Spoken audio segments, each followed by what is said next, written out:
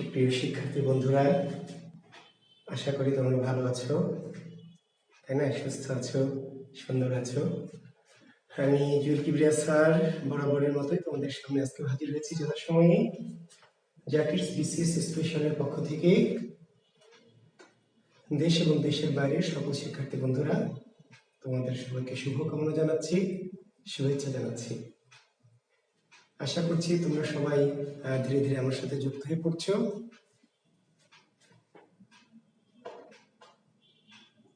হ্যাঁ, তোমরা যুক্ত হলে আমরা ক্লাস শুরু করবো, তাই না?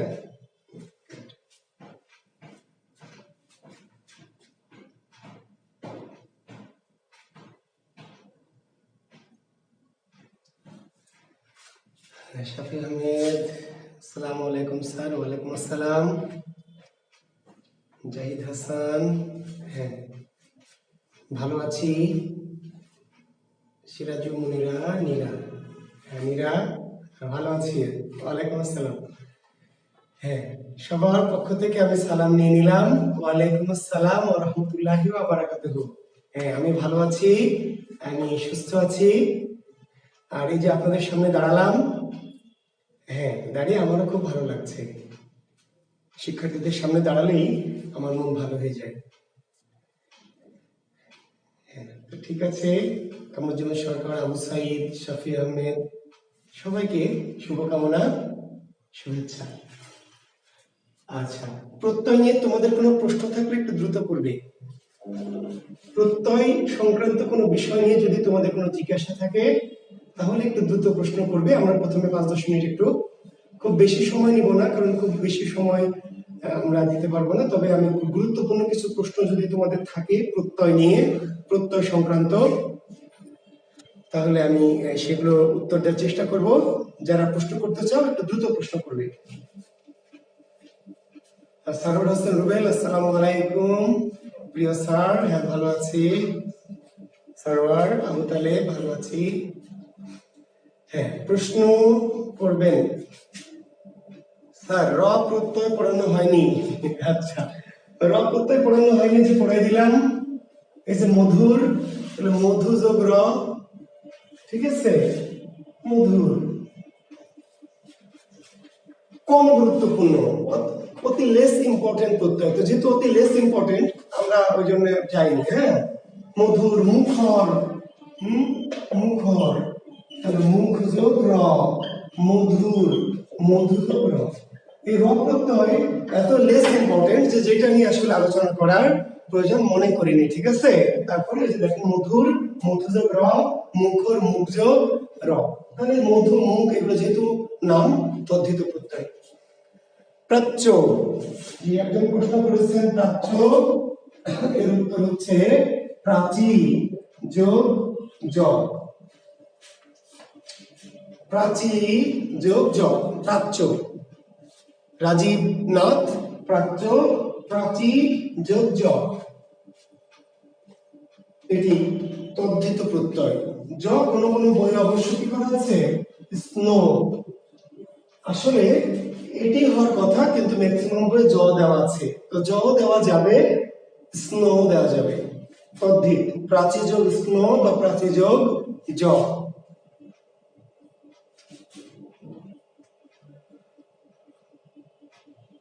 আজকে শব্দ প্রকরণ, আশরাফুল শাহিন, আজকে বাবা পড়ব শব্দ প্রকরণ। প্রত্যয় নিয়ে কোনো প্রশ্ন থাকলে করবেন।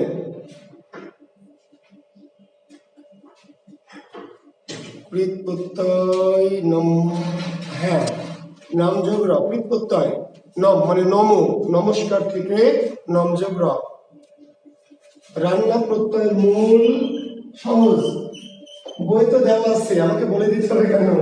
রান্না এর মূল রাগ, রাগ যোগ না, রাগ যোগ না, কোন বই লেখা আছে রাগ যোগ অনা। রান্না প্রত্যয়ের মূল রাগ, জি মুস্তাফিজুর রহমান বাবা। রাধনা প্রত্যয়ের মূল, রান্না প্রত্যয়ের মূল হচ্ছে রাধ, রাধ। লিখিত, লিখ যোগ কয়তায়। আচ্ছা, রাজীবনাথ সৌর যে গতদিন লিখে দিলাম, গদ্ধব রাজীবনাথ গাধা, গতদিন যে সৌর লিখে দিলাম, কি করলি? গতদিন যে সৌর করলাম, গতদিন যেটা লিখে দিলাম ওইটা আবার প্রশ্ন করলি, তো কেমনে করে হবে? গতদিন সৌর লিখে দিয়েছি না? সভ্য, এটি সন্ধি সাধিত শব্দ। লাবণী সরকার, সভ্য মূলত সন্ধি সাধিত শব্দ। তাও যদি প্রত্যয় দেয় তাহলে দেওয়া যাবে দুইভাবে, সভাযোগ কি স্ন অথবা সভাযোগ জ। প্রত্যয় আসলে সভাযোগ স্ন আর সন্ধি সভাযোগ জ, তো অনেক জায়গায় প্রত্যয় সভাযোগ জ দেওয়া আছে, ঠিক আছে?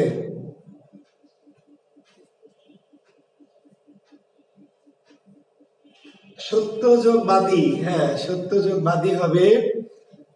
সত্যযোগবাদী স্যার, আপনি নায়ক, গায়ক, কবি, সাহিত্যিক এবং আমাদের স্যার। আচ্ছা জি, ঠিক আছে। আচ্ছা, লামিন লেমন জি, থ্যাংক ইউ।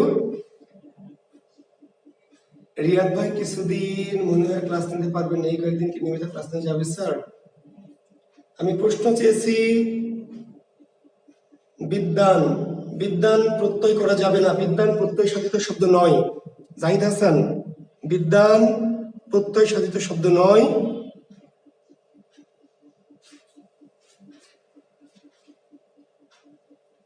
ভাবুক, ভাবযোগুক জি, কামরুজ্জামান সরকার, আপনার এত প্রশ্ন জি। ভাবুক ভাই, ভাবুকের যদি সন্ধি করতে বলে সন্ধি ভৌযোগুক, আর প্রত্যয় করতে যদি বলে তাহলে ভাবযোগ কি উক, ভাবযোগুক কৃত প্রত্যয়। একইভাবে কামরুজ্জামান মিশুক, মিশুক তাহলে কি হবে? মিশযোগ উক, বুঝতে পারলেন? মিশুক, ভাবুক, উক প্রত্যয়। প্রচলন যোগ ইত, হ্যাঁ মাদক দমনের পরীক্ষা এটা আসছে স্যার, কনফিউশন আসছে স্যার। প্রচলিত, প্রচলন, প্রযোগ চলন, হ্যাঁ প্রচলন যোগ ইত লেখা যাবে। মুস্তাফিজুর রহমান। শত্রুতা জি, বাপ্পি, সারওয়ার হোসেন বাপ্পি, দেখেন জি শত্রুতা, খুব সহজ ভাই। আমি এত সিম্পল এত হালকা জিনিস করাইনি, একটু অ্যাভয়েড করেছি। শত্রুযোগ তা, শত্রুযোগ তা ভাই। মুখরতা, তাহলে মুখর যোগ তা। বন্ধুতা, বন্ধুতা তাহলে বন্ধু যোগ তা, তা থাকলে তা ভাই।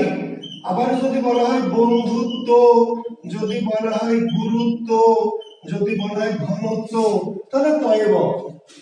শুধু আলাদা করে দিতে হবে, এখানে কিছু নাই। শত্রুতা, শত্রুযোগটা, মুখরতা, মুখরযোগটা, বন্ধুতা, বন্ধুযোগটা। বন্ধুত্ব, বন্ধুযোগ তয়বয়, গুরুত্ব, গুরুযোগ তয়বয়, ঘনত্ব, ঘনযোগ তয়বয়।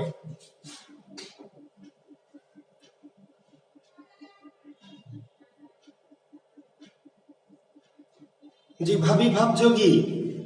সাম্য সংযোগ জ, সাম্য সংযোগ জ অথবা সংযোগ কি স্ন। লাবণী নাকি এটা প্রশ্ন করেছেন? সাম্যকে প্রশ্ন করলো লাবণী সরকার। সাম্য সংযোগ জ অথবা সংযোগ কি স্ন করা যাবে। প্রচলিত তো করেছেন জি। চলমান গতদিন করে দিলাম যে এস এম আসাদ, আপনারা ক্লাস করেন না কেন, অযথা প্রশ্ন করেন কেন বলেন তো? ক্লাস না করে প্রশ্ন করা যাবে না তো ভাই। চলমান গতদিন তো লিখে দিলাম, করে দিলাম ক্লাসে, আবার প্রশ্ন করলেন চলমান কি হবে স্যার, কেমনে করবো? চলমান গতদিন লিখে দিলাম না, শুরুতে করেছি প্রত্যয় চলমান দিয়ে। হ্যাঁ, শ্রদ্ধাটা বুঝিয়ে দিব কেমনে সাব্বির তুষার? যেটা ব্যতিক্রম, যেটা স্পেশাল সেটা বুঝাবো কেমনে বলেন? যদি বোঝানো যাবে তাহলে ব্যতিক্রম কেমনে হবে? সহজ কথাটা বোঝেন না? যেটা বিশেষ, যেটা ব্যতিক্রম, সেটা যদি বুঝাই যদি দিতে পারি তাহলে সেটা কেমনে ব্যতিক্রম হবে বলেন? এই কথাটুকু বুঝেন নাই? যখনই কোনো একটা শব্দ বললাম যে ব্যতিক্রম বা বিশেষ, তাহলে বুঝতে হবে সেটা বুঝিয়ে দেওয়া যাবে না। যদি বুঝিয়ে দেওয়া যেত, এই কথা মনে রাখবেন, যদি বুঝিয়ে দেওয়া যেত, ব্যাখ্যা করা যেত, তাহলে সেটা কেমনে বিশেষ হবে? তাহলে সেটা কি বিশেষ থাকবে? আর বুঝিয়ে দেওয়া গেলে বিশেষ থাকবে না। জি, ক্লাস এখন শুরু করব। আর অভি রহমান, এই জন্যই তো আমি প্রশ্ন করি না। কেন করেন অভি রহমান, কেন প্রশ্ন করেন না বলেন তো? কোন জন্য? স্যার আমার কোশ্চেনটা প্লিজ। সুমাইয়া ইসলাম, সুমাইয়ার প্রশ্ন কই? সুমাইয়া তোমার প্রশ্ন কই? আরেকবার করো। সুমাইয়া প্রশ্নটা আরেকবার করো। আত্মঘাতী, জি, আত্মঘাতী, আত্ম যোগ হন যোগ কয়টা রস্বইকার। আত্মঘাতী প্রশ্ন করেছেন কে? জি, তমাল সরকার। তমাল সরকার ভাই, যে আত্মঘাতী আত্মযোগ হন যোগ কয়টা রস্বইকার।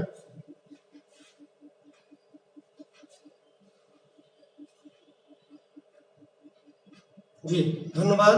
সুমাইয়া ইসলাম প্রশ্ন কই? তাড়াতাড়ি করেন। সুমাইয়া ইসলামের প্রশ্ন কই? আচ্ছা তাহলে আমরা পরের লেকচারে চলে যাচ্ছি। জি,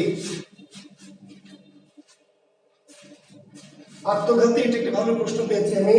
আত্মযোগ হনযোগ কি? তি।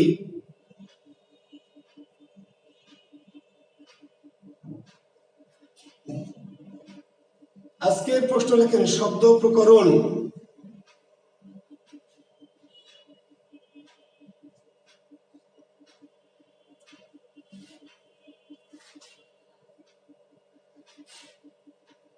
হ্যাঁ সুমাইয়া ইসলাম, ঘটক, ঘটযোগ অক, এটি বাংলা কৃত প্রত্যয়। আর গায়ক, গৈযোগ নক, এটি সংস্কৃত, একটা সংস্কৃত শব্দ, একটা বাংলা শব্দ। সুমাইয়া ইসলাম, ঘটক হচ্ছে ঘটযোগ অক, এটি হচ্ছে বাংলা শব্দ, এর জন্য অক। আর গায়ক, গৈযোগ নক, এটি সংস্কৃত শব্দ। যে শব্দটা সংস্কৃত সেখানে অক থাকলে নক হয়েছে, আর যে শব্দটা বাংলা সেটা অক অকি হয়েছে। যে শব্দ প্রকরণ লেখেন। আজকের ক্লাস হচ্ছে শব্দ প্রকরণ। শব্দ প্রকরণ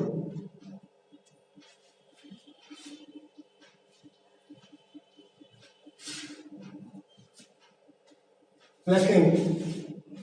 প্রকরণ শব্দের অর্থ প্রকারভেদ। প্রকরণ শব্দের অর্থ প্রকারভেদ। লেখেন প্রকরণ শব্দের অর্থ প্রকারভেদ।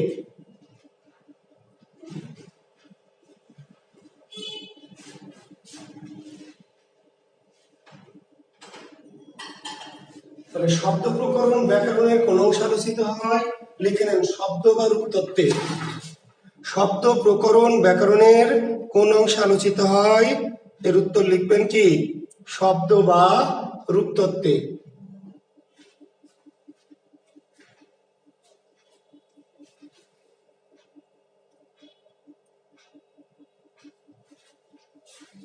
তাহলে আমরা আজকে যে টপিকটি পড়াবো সেই টপিকটির নাম হচ্ছে শব্দ প্রকরণ। তাহলে শব্দ প্রকরণ থেকে প্রথম প্রশ্ন বলেছি, প্রকরণ শব্দের অর্থ কি? প্রকরণ শব্দের অর্থ প্রকারভেদ। প্রকরণ শব্দের অর্থ প্রকারভেদ। তাহলে শব্দ প্রকরণ মানে কি? শব্দের প্রকারভেদ। তাহলে শব্দ প্রকরণ ব্যাকরণের কোন অংশে আলোচিত হয়? শব্দ বা রূপতত্ত্বে। ঠিক আছে, শব্দ বা রূপতত্ত্বে। জি দেখে নেন। এখন শব্দকে প্রধানত তিন ভাগে ভাগ করা হয়। শব্দকে প্রধানত তিন ভাগে ভাগ করা হয়। কি কি? একটি হচ্ছে গঠনগত, একটির নাম হলো অর্থগত, আর একটির নাম হলো উৎসগত।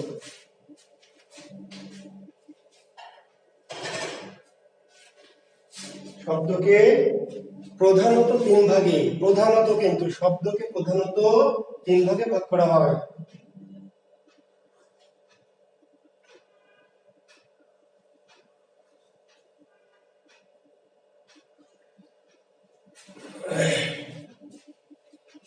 কি? গঠনগত, অর্থগত, উৎসগত। কিংবা কোন বই লেখা আছে গঠন অনুসারে, অর্থ অনুসারে, উৎস অনুসারে। কোন বই লেখা আছে গঠনের ভিত্তিতে, অর্থের ভিত্তিতে, উৎসের ভিত্তিতে। গঠনগত ভাবে শব্দ কয় প্রকার? গঠনগত ভাবে শব্দ দুই প্রকার, লিখে নেন। গঠনগতভাবে বা গঠনের ভিত্তিতে বা গঠন অনুসারে শব্দ দুই প্রকার, কি? মৌলিক এবং সাধিত। মৌলিক এবং কি সাধিত।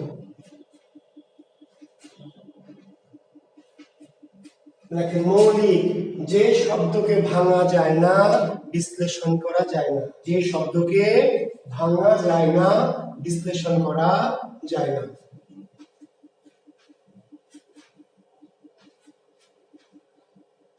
সেটি মৌলিক। যে শব্দকে ভাঙা যায় না, বিশ্লেষণ করা যায় না, মৌলিক। আর সাধিত কি তাহলে বলেন? আমার বলে দিতে হবে, যে শব্দকে ভাঙা যায়, বিশ্লেষণ করা যায়। মৌলিক হচ্ছে যে শব্দকে ভাঙা যায় না, বিশ্লেষণ করা যায় না, আর সাধিত হলো যে শব্দকে ভাঙা যায়, বিশ্লেষণ করা যায়।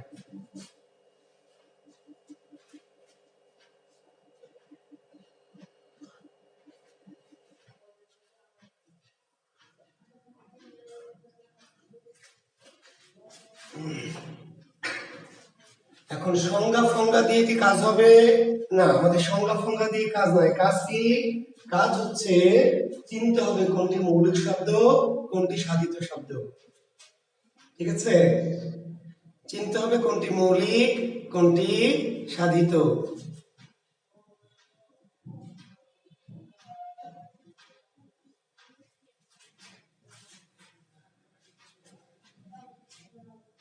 বাংলা বানান প্রতিদিন শিখলে সুবিধা হইতো, বানান প্রতিদিন শিখলে অন্য কিছু কবে শিখবেন? বানান শেখাবো, শব্দ প্রকরণের বাক্য প্রকরণটা করে বানানে যাব।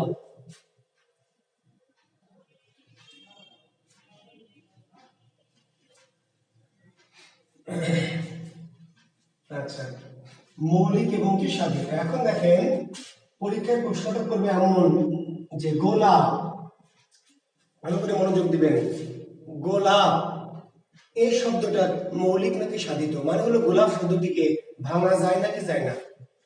ভাঙা যায় নাকি যায় না? তাহলে গোলাপকে ভাঙা যাবে না, গোলাপ হবে না, গোলাপ। তাহলে আমরা ভাঙবো, কেমন করে ভাঙবো? গোলাপ, তাহলে ভাঙা গেল।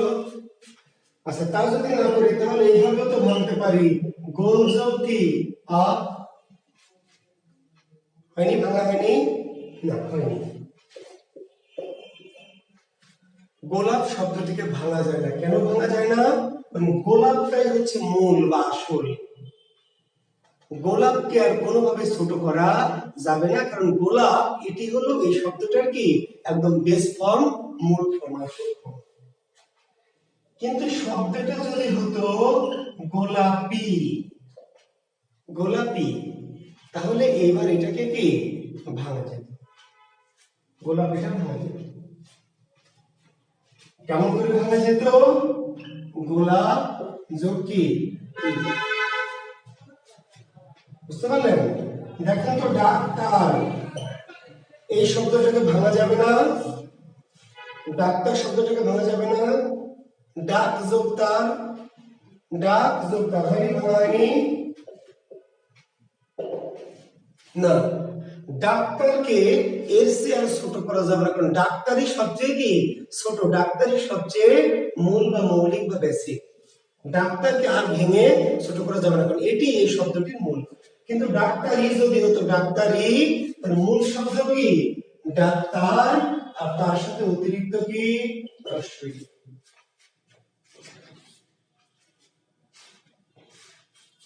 দেখেন তো কি শব্দ হাত, এটাকে ভাঙা যায় না যায় না? বলেন তো, হাতকে ভাঙা যায় না যায় না?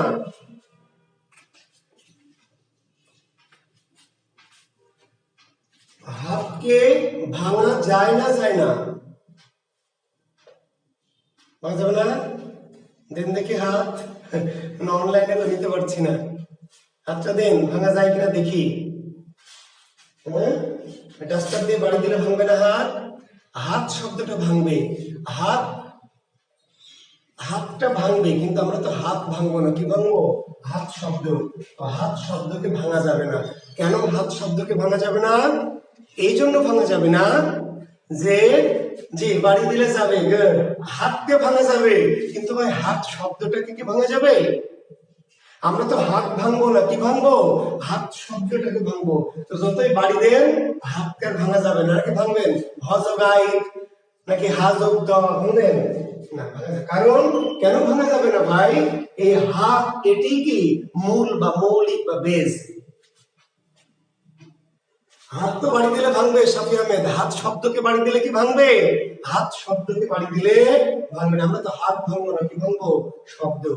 কিন্তু শব্দটি যদি হতো হাতা, হাতা, হাতা, এবার কি হতো? হাতা যদি হতো তাহলে কি মূল হলো হাত প্লাস তার সাথে কি আ। শব্দটি যদি কি হতো হাতল, হাতল, তাহলে হাত যোগ কি ল। যদি শব্দটি হতো হাতুড়ে, হাতুড়ে, তাহলে ভাঙা যেত কেমন করে? হাত যোগ কি উড়ে বা উড়িয়া। বুঝতে পারছেন? তার মানে হাতটাই হলো মূল বা আসল। হাত, এই হাতের সাথে আকার যুক্ত করলে হাতা, ল যুক্ত করলে হাতল, উড়ে যোগ করলে কি হাতুড়ে। তার হাতটা হলো মৌলিক বা মূল, আর তার সাথে যখন আপনি নানান কিছু যুক্ত করবেন তখন সেটা হয়ে যাবে কি সাধিত। বুঝতে পারছেন? তাহলে জল, এখন জল এটাকে আপনি ভাঙতে পারবেন? জলকে, হাতকে তো বাড়ি দিয়ে ভাঙলেন, জলকে বাড়ি দিয়ে ভাঙা যাবে?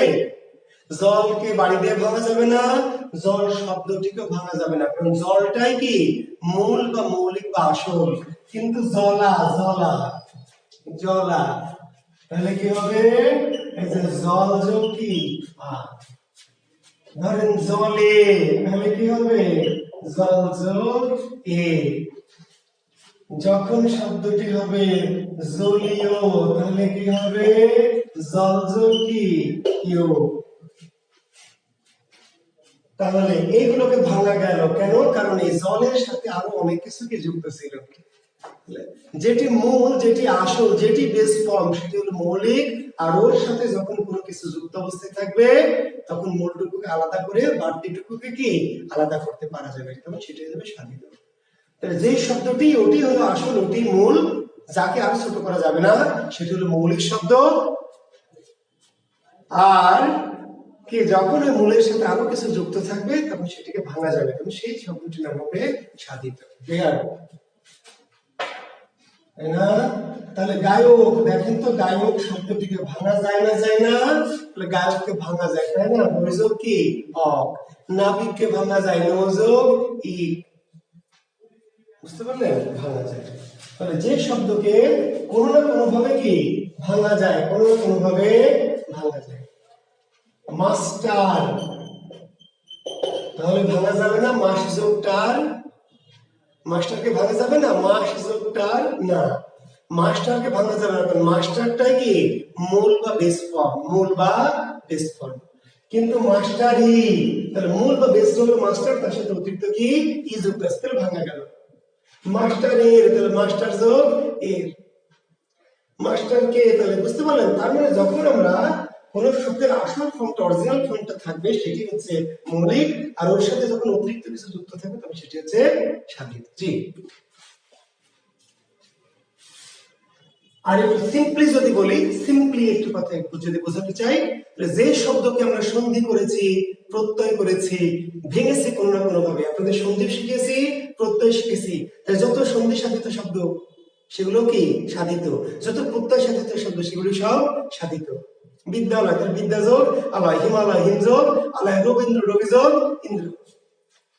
তাহলে রবীন্দ্র ভাঙা গেল, কেন ভাঙা গেল?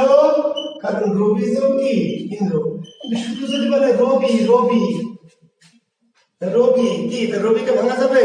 রব যোগ বি বা রব যোগ ই না, রবি তো মূল, রবিটাই কি আসল বা মূল, রবির সাথে ইন্দ্র যোগ করে কি রবীন্দ্র। তাই না?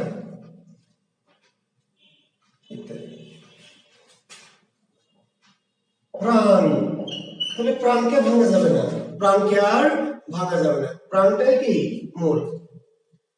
এটাই মূল।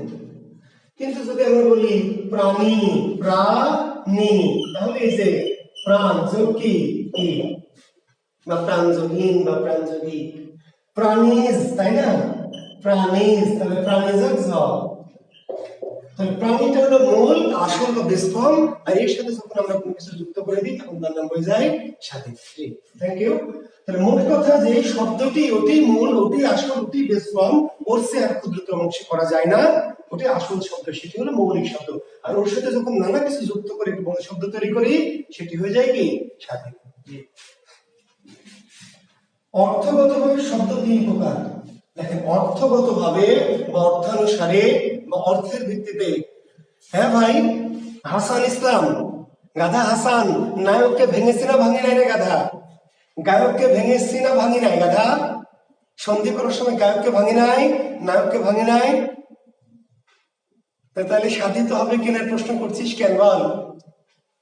গায়ক, নায়ক এগুলোকে আমরা সন্ধিতে ভেঙেছি না, তাহলে সাধিত না মৌলিক, এই প্রশ্ন কেমনে অ্যারেঞ্জ হবে? যেহেতু সন্ধি প্রত্যয়ের জন্য আগে করেছি, আগে তো শব্দ প্রকরণ করতাম, কেন আগে সন্ধি করেছি, কেন প্রত্যয় করেছি?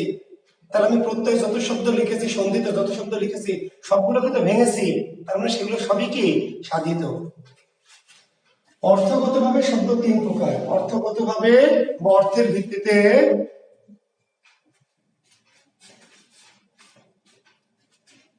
দেখেন, এই যে কামরুজ্জামান সরকার একটা ছাত্র পেয়েছে, দেখেন বলছে স্যার মৌলিক শব্দগুলো একটু লিখে দিবেন স্যার। দেখছেন কি ছাত্র, মৌলিক শব্দগুলো লিখে দেবো। মৌলিক শব্দ কি দুইটা না চারটা রে গরু? মৌলিক শব্দ তো কোটি কোটি, বাংলা ভাষায় মৌলিক শব্দ তো কোটি কোটি কোটি কোটি, আমি কেমনে লিখে দিব মৌলিক শব্দগুলো বল? কামরুজ্জামান সরকার গাধা, বাংলা ভাষায় মৌলিক শব্দ কয়েক কোটি, তা আমি কেমনে লিখে দিব তোকে কয়েক কোটি শব্দ? বাবারে, মৌলিক শব্দ কি দুই চারটা পাঁচ দশটা? আর যদি দুই চারটা লিখে নিতে চাও তাহলে তো 9-10 বই এবং অন্যান্য বই লেখা আছে, গোলাপ, হ্যাঁ তাই না? তারপরে এরকম করে দেওয়া আছে না? বোকার মতো প্রশ্ন করছে, বোকার মতো। আমি যে কয়েকটা লিখে দেবো, তো কয়েকটা কি তোমার কোনো না কোনো বই তো আছে, 9-10 বই দেওয়া আছে। তোমার যদি প্রফেসর সোরাকল থাকে বা ইত্যাদি ইত্যাদি থাকে সেগুলোতে লেখা আছে। আমি কয়েকটা কেন কয়েকটা লিখে দিলাম, আমি যে কয়েকটা লিখে দিলাম, তোমরা তো গাধার মতো, এই যে গোলাপ লিখে দিলাম, যে গোলাপ লিখে নে গোলাপ, তারপর লিখে নে জল, তারপর লিখে নে হাত, তারপর লিখে নে সাপ, তারপর লিখে নে জুয়েল। জুয়েলকে ভাঙা যাবে না, জুয়েলকে আবার ভাঙিস না কামরুজ্জামান সরকার, জুজোগেল। হ্যাঁ,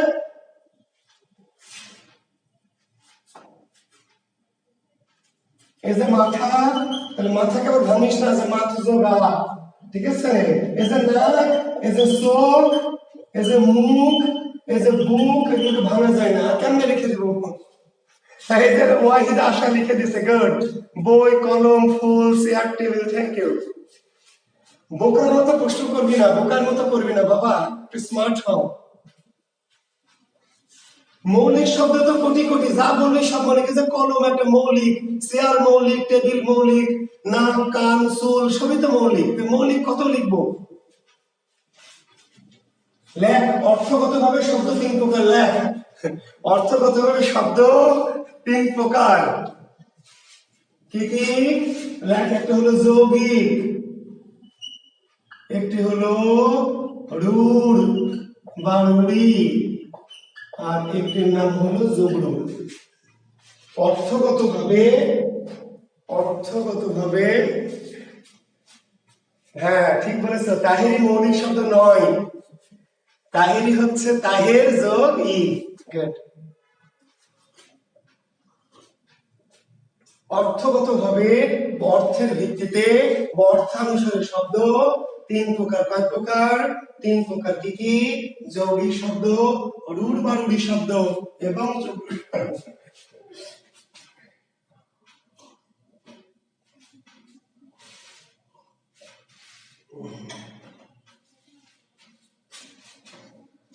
আমি একটা জিনিস বলেছি, যা লাগবে, যা প্রয়োজন মনে হবে আমার, যা কিছু আপনার প্রয়োজন হবে আপনি কষ্ট করে জানতে হবে না, যেটা লিখে দেওয়ার মতো, যেটা বলার মতো, যেটা আপনার প্রয়োজন আপনার চাইতে হবে না, আমি অর্ডার দিয়ে দিব, ঠিক আছে?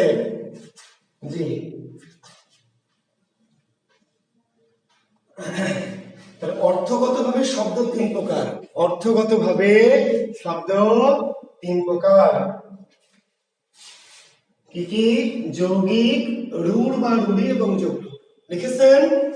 এবার আমরা ব্যাখ্যায় যাব। আসবে নিশ্চয়ই কোনটি যৌগিক শব্দ, কোনটি রূঢ় বা রূঢ়ি শব্দ, কোনটি যৌগ শব্দ।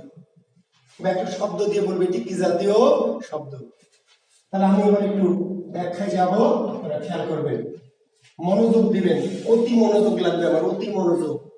হালকা মনোযোগে কাম হবে না, অতি মনোযোগ লাগবে, ঠিক আছে? এইখানে না, এইখানে না, কোথায়? এইখানে, এইখানে, জি। দেখেন, একটি শব্দ হচ্ছে গোলাপি। আমরা একটু আগে ভেঙেছি গোলাপি, কিভাবে ভেঙেছি? গোলাপ যোগ দীর্ঘই। আমরা একটি শব্দকে ভেঙেছি কি? ডাক্তারি। একটু আগে আমরা লিখেছিলাম ডাক্তারি যোগ ই। আমরা একটা শব্দ ধরে লিখেছি সন্ধিতে নাবিক, এটা লিখেছি কি? নোযোগ ই। আমরা একটা শব্দ লিখেছি গায়ক, ইকুয়াল টু গয়যোগ অক। আমরা একটা শব্দ ধরে লিখেছিলাম গবেষণা, ইকুয়াল টু গুজব ইসোনা। আমরা একটা শব্দ লিখেছিলাম সন্দেশ, ইকুয়াল টু সংযোগ দেশ। আমরা একটা শব্দ লিখেছিলাম তেল, ইকুয়াল টু তেল যোগ কি? স্নো। হ্যাঁ, সম্ভব হলে একটু দ্রুত লিখে নেবেন, একটু দ্রুত চাইলে লিখবেন, না লিখলে কোনো সমস্যা নাই। তো লিখতে চাইলে লেখেন, আপনারা না লিখতে পারলে আবার মন খারাপ করেন যে স্যার 500 টাকা দিয়ে ভর্তি হলে আমি করছে, আপনি লিখতে দেন না, তাই না? টাকাগুলো চলে গেল, না লিখলে কেমনে মুখস্থ করবো রুমে গিয়ে, তাই না? জি। তাহলে গোলাপি, গোলাপ যোগ ই, ডাক্তারি, ডাক্তার যোগ ই, নাবিক নৌযোগ ই, গায়ক গৈযোগ হক, গবেষণা গোযোগ ইসনা, সন্দেশ সংযোগ কি? দেশ, তেল তিল যোগ স্নো।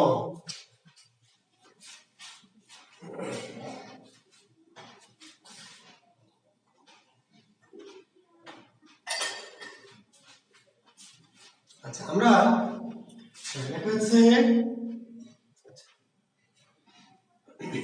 আমরা গতদিন বা তার আগের দিন প্রত্যয় পড়িয়েছি। প্রত্যয় তখন বলেছি, মনে আছে যে কি? যে দুটি অংশ পাওয়া যায়, মনে আছে না? শব্দকে ভাঙলে কয়টা অংশ পাওয়া যায়? দুটি অংশ। শুরুর অংশের নাম কি? মূল বা প্রকৃতি, মনে আছে না? ভুলে গেছেন? যখন কোনো শব্দকে আমরা ভাঙি, তার প্রথমে যে অংশটা পাওয়া যায় এর নাম মূল বা কি? প্রকৃতি, মূল বা প্রকৃতি। আর পিছনে যে অংশটুকু পাওয়া যায় তার নাম কি? প্রত্যয় বা কি? শব্দাংশ। কোন শব্দকে ভাঙলে তার প্রথম যে অংশটি পাওয়া যায় তার নাম মূল বা প্রকৃতি, আর পরের অংশটুকুর নাম হচ্ছে প্রত্যয় বা শব্দাংশ। তাহলে প্রত্যেক শব্দকে ভেঙে আমরা একটা মূল পেয়েছি, একটা শব্দাংশ পেয়েছি, একটা মূল পেয়েছি, শব্দাংশ পেয়েছি। মূল পেয়েছি একটা মূল। ওকে। গোলাপীর মূল কি? গোলাপ। ডাক্তারের মূল কি? ডাক্তার। নাবিকের মূল কি? নৌ। গায়কের মূল কি? গই। গবেষণার মূল গো। সন্দেশের মূল সম। তেলের মূল তিল। ঠিক আছে? ওকে। গোলাপি এর মূল গোলাপ। গোলাপি শব্দের অর্থ নির্ভর করে কার উপর? গোলাপের উপর। গোলাপি, ভালো করে শুনেন, গোলাপি এই শব্দের অর্থটা নির্ভর করে কার উপর? গোলাপের উপর, গোলাপ মূলের উপর। গোলাপি তৈরি হয় কি দিয়ে? গোলাপ দিয়ে। গোলাপ ছাড়া অন্য কিছু দিয়ে কি গোলাপি হয়? রজনীগন্ধা দিয়ে গোলাপ হবে? গোলাপি হবে? বেলি দিয়ে গোলাপি হবে? জবা দিয়ে গোলাপি হবে? গোলাপি হতে কি লাগবে? গোলাপ লাগবে, গোলাপ মূল। তাহলে গোলাপি এই শব্দের অর্থ নির্ভর করে কার উপর? মূল, গোলাপের উপর। ডাক্তারের মূল কি? ডাক্তার। তাহলে ডাক্তারি এই শব্দের অর্থ নির্ভর করে কার উপর? ডাক্তারের উপর। ডাক্তারের উপর, ডাক্তার যে সে ডাক্তারি করবে। মাস্টার, ডাক্তারের সাথে মাস্টারের কোনো সম্পর্ক আছে? যে গান গায় সে ডাক্তারি করতে পারবে, যে ছবি আঁকে সে ডাক্তারি করতে পারবে। ডাক্তারি শব্দের অর্থ নির্ভর করে কার উপর? মূল। ডাক্তারের উপর। নাবিকের মূল কি? নৌ। নৌ মানে নৌকা বা নৌযান। নৌ মানে নৌকা বা নৌযান।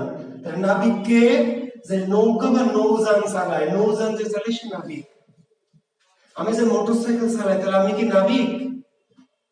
আমি মাবিক। যে রিক্সা চালায় সে কি নাবিক? যে ট্রাক চালায় সে কি নাবিক? সে তো টাবিক। নাবিক শব্দের মূল কি? নৌ। তাহলে যে নৌযান চালায়, অর্থাৎ নাবিক শব্দের অর্থ নির্ভর করে কার উপর? মূলের উপর। মূল কি? নৌযান। গায়কের মূল কি? গই। গই মানে কি? গান।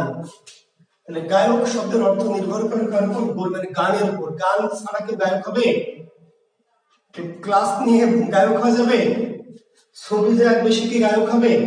যে রিক্সা চালাবে সে কি গায়ক হবে? গায়ক হতে হলে তাকে কি করতে হবে? গান গাইতে হবে। গায়কের মূল কি? গই। গই গান। তাহলে গায়ক শব্দের অর্থ নির্ভর করে কার উপর?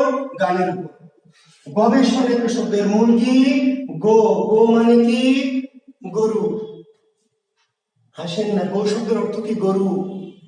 তাহলে গবেষণা এই শব্দের অর্থের সাথে এর মূল গোয়ের সম্পর্ক কি? গরুর সম্পর্ক কি? গরু নিয়ে গবেষণা না গরুর দুধ খেয়ে গবেষণা? বলেন।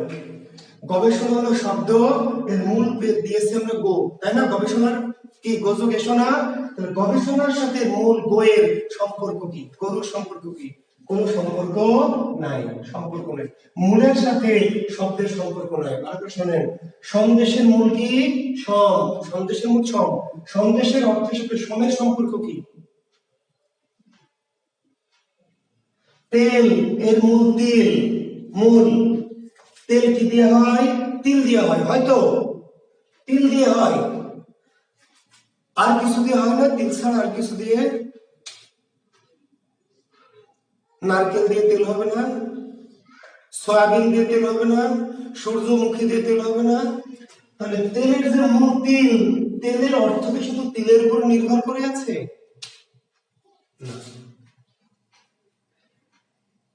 শব্দকে ভাঙলে একটা মূল পাওয়া যাবে। মূল কিন্তু একটাই পাওয়া যাবে, কিন্তু কিছু শব্দ তার মূলের উপর পুরোপুরি নির্ভর, মূলের অর্থের সাথে পুরোপুরি কি নির্ভর। আর কিছু শব্দ আছে যারা মূলের উপর পুরোপুরি নির্ভরশীল নয়।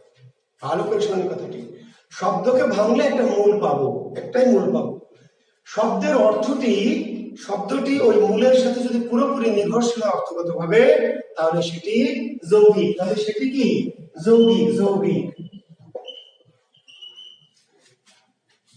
যৌগিক।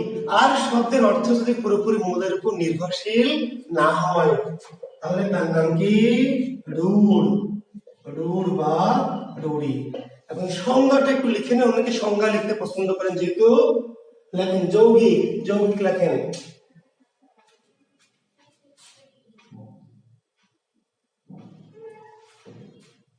জি, লেখেন যৌগিক। যে শব্দ তার মূলের উপর কি অর্থগতভাবে সম্পূর্ণ নির্ভরশীল। যে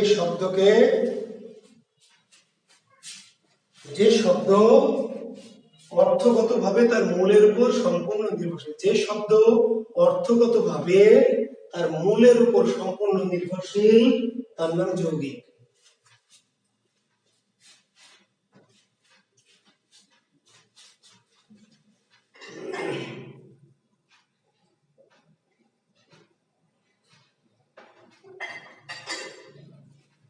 যে শব্দ অর্থগতভাবে মূলের উপর সম্পূর্ণ নির্ভরশীল তাকে বলা হয় যৌগিক। আমি আবার ব্যাখ্যা দেব, সংসারের সংজ্ঞাটা লিখে নেন।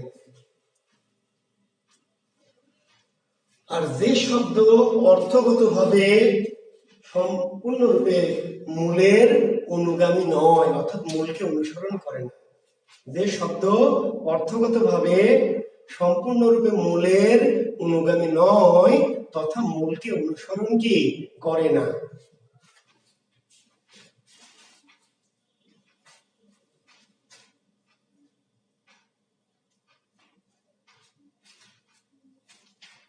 তাকে বলা হয় রূঢ় বা রূঢ়ি।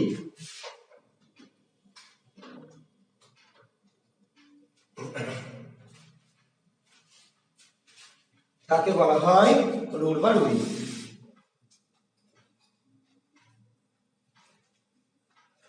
লিখেছেন?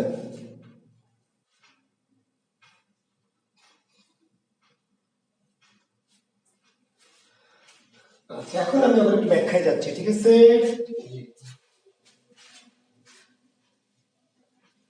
যে শব্দ অর্থগত ভাবে তার মূলের উপর সম্পূর্ণ নির্ভরশীল বা সম্পূর্ণ অনুসারী সেটা যৌগিক, আর যে শব্দ অর্থগত ভাবে তার মূলের উপর সম্পূর্ণ অনুসারী নয়, অনুগামী নয়, সেটা হলো যৌগিক। এখন এইভাবে যারা বোঝেনি বা বুঝতে এখনো যাদের একটু কষ্ট হচ্ছে, বা যাদের এখনো মনে হচ্ছে স্যার আমি পুরোটা বুঝলাম না, একটা এলোমেলো থেকে গেল, তাদের জন্য একটা মেথড এবার যাবো, একটু লক্ষ্য করেন।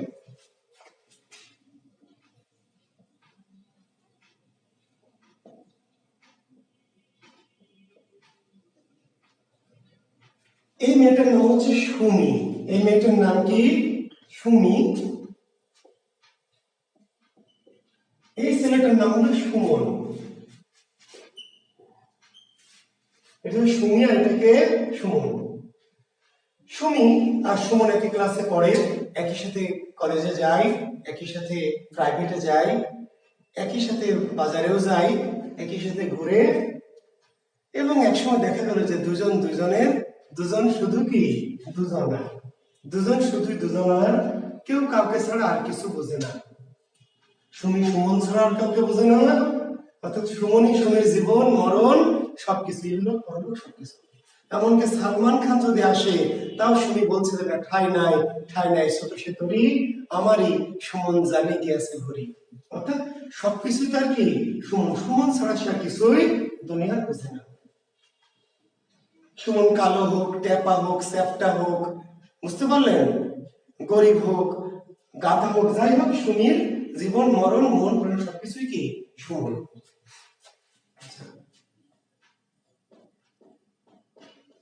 এই মেয়েটি হচ্ছে রুমি। এই মেয়েটিকে রুমি ঘুরে কার সাথে? রুমনের সাথে। এটা হলো রুমন। রুমি ঘুরে রুমনের সাথে একই সাথে পড়ে, ঠিক আছে, ক্লাসে যাই, কোচিং এ যাই। আমরা মনে করি দেখে যে রুমির সম্পর্ক রুমনের সাথে, রিক্সায় উঠে কখনো কখনো বাজারেও যাই, মনে হয় যে রুমি আর রুমনের কি প্রেম সম্পর্ক। সারাদিন ঘুরে টুরে সন্ধ্যাবেলায় রুমি কি করে?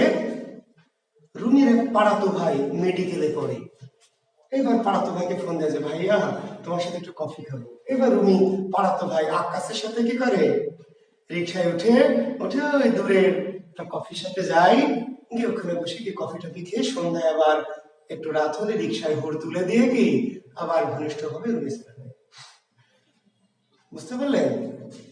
আবার কোনো দিন তার এক ফুফাতো ভাই ইঞ্জিনিয়ারিং পড়ে রুয়েটে, এই ভাইকে ডেকে নেয়, নিয়ে রাতে ডিনারে যায় যে ভাইয়া তোমার সাথে ডিনার করবো। ভাই তাকে নিয়ে অন্ধকার যে ইয়েগুলো আছে তাই না, রেস্তোরাঁ গুলো অন্ধকার ভাব, লাইট ক্যান্ডেল জ্বালানো থাকে, রাতে ঘনিষ্ঠ হয়ে বসে কি ওই ফুফাতো ভাইয়ের সাথে সে মজা নেয় আর কি, দেবার হয়ে যায়। রাতে গিয়ে তার এক ভাই থাকে ঢাকাতে, ঢাকা ভার্সিটিতে পড়ে, তো বলছে ভাইয়া এই রাজশাহীতে জানো কোনো ছেলেই নাই, ঢাকা ছাড়া আমার ভালো লাগে না, তুমি ভাইয়া কেন আসো না, আমার একদম মন খারাপ হয়, তুমি ঢাকাতেই থাকো, রাজশাহীতে আসো, আমি কিন্তু ভাইয়া ঢাকায় চলে যাবো। এই ফেসবুকে তার এই চ্যাটিং চলবে। গভীর রাতে তার ওই হাই স্কুলের এক বন্ধু আমেরিকায় থাকে, এবার ওকে হোয়াটসঅ্যাপে বলছে যে দোস্ত তুমি আমেরিকায় চলে গেছো যেদিন, সেদিন থেকে আমার বুকটা ফাঁকা হয়ে গেছে, বাংলাদেশে একটি ছেলে হয়ে যাওয়া আমার ভালো লাগে, আমি কিন্তু আমেরিকা চলে যাবো, আমি গোয়িং টু কি আমেরিকা, তুমি তাড়াতাড়ি ভিসা পাঠাও, আমার এই দেশে আর থাকতে একদম কি ইচ্ছা করে না, কাউকে দেখলে ভালো লাগে না। এই রুমি মেয়েটা কেমন মেয়ে বলেন তো?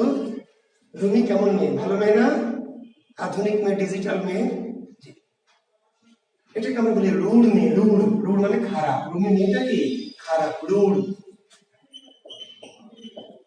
সুমনের সাথেও ঘুরে, আবার ওই আকাশের সাথেও ঘুরে, আবার চান্স পেলে কুদ্দুসের সাথেও ঘুরে, আবার মাঝে মাঝে সুযোগ পেলে জুয়েলের সাথেও কি ঘোরার ঝুঁকি নেয়। খালাতো ভাই তো আছে, মামাতো ভাই তাও আছে, কাউকে কি না করে না। তাহলে এই মেয়েটা কেমন মেয়ে? রুড় মেয়ে, রুড় রুড়। আর সুমি মেয়েটা যেই আসুক না কেন অন্য কাউকে সে বোঝে না, শুধু বোঝে কাকে? সুমনকে। এই মেয়েটা হলো যৌগিক। কি? যৌগিক। বুঝতে পারলেন? এই যে তামিমা না জেমিমা, হ্যাঁ তামিমা নাম শুনেছেন তো নাকি? জি আছে। আগে আরো 2-3 উইকেট আছে, ওইগুলো বাদ দিয়ে আবার কি এই যে আরেক উইকেট ধরেছে। কয়েকদিন পরে এই উইকেট ছেড়ে কি আরেক উইকেট ধরবে, তারপরে আবার আরেক উইকেট ধরবে। বুঝেন নাই? তাহলে এই যে রুড় মেয়ে, রুড় রুড়। আর কিছু মেয়ে আছে যারা একজন ছাড়া অন্য কাউকে আর কি চায় না, কোনোভাবে সে যেই হোক না কেন, মন্ত্রীর বেটা হোক আর নিজেই মন্ত্রী হোক, তার কোনো কি বেরো নাই। তাহলে এখন আমরা শব্দগতভাবে কিভাবে এটা বুঝবো? আমি আরো একটি শব্দ, দুইটি শব্দ দিয়ে বোঝাই। যেমন ধরে শব্দটি আমরা বললাম কি মাস্টারি। তাহলে মাস্টারির মূল কি? মাস্টার কি?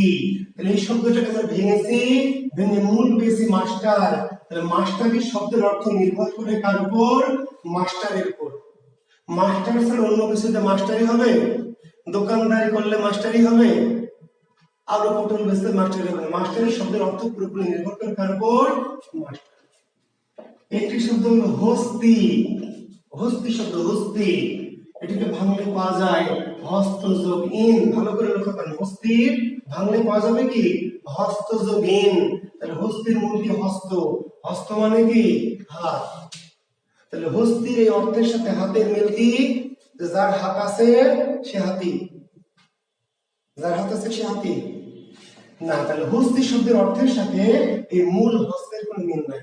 হস্তিকে ভেঙে মূল পেয়েছে হস্ত বা হাত, কিন্তু হস্তি শব্দের অর্থের সাথে এই হস্তের মিলের যে পাশে আছে তার সাথে অর্থের তেমন কোনো বাধ্যবাধকতা নাই।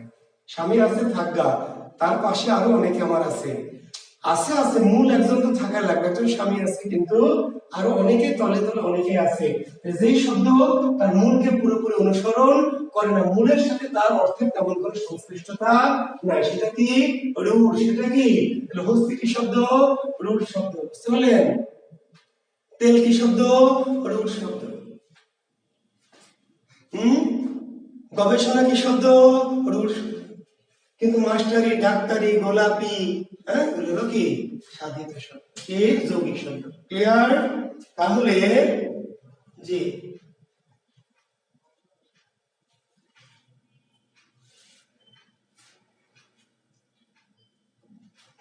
জি তাহলে আমার মনে হয় যে আমি আপনাদেরকে বোঝাতে সক্ষম হয়েছি যে অর্থাৎ কোন শব্দকে যদি আমরা ভাঙতে পারি, যদি না ভাঙতে পারি তাহলে তো কাহিনী ওখানে শেষ। মৌলিক, ভালো করে শোনেন কথাটি, কোন শব্দকে যদি ভাঙা না যায় তো না গেলে তো মৌলিক, কাহিনী ওর শেষ, ভাঙা গেল না মৌলিক। যদি ভাঙা যায়, যদি ভাঙা যায় তাহলে সাধিত, ভাঙা গেলে কি সাধিত।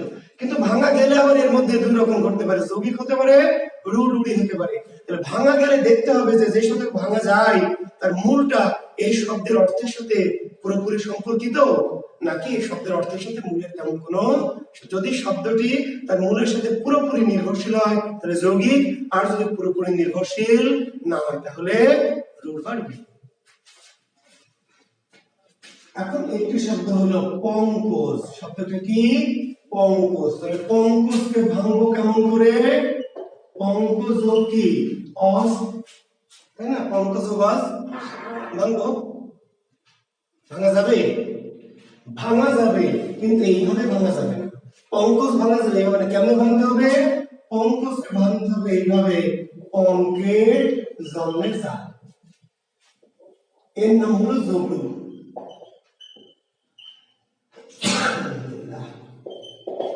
এর নাম যোগ। এর নাম কি?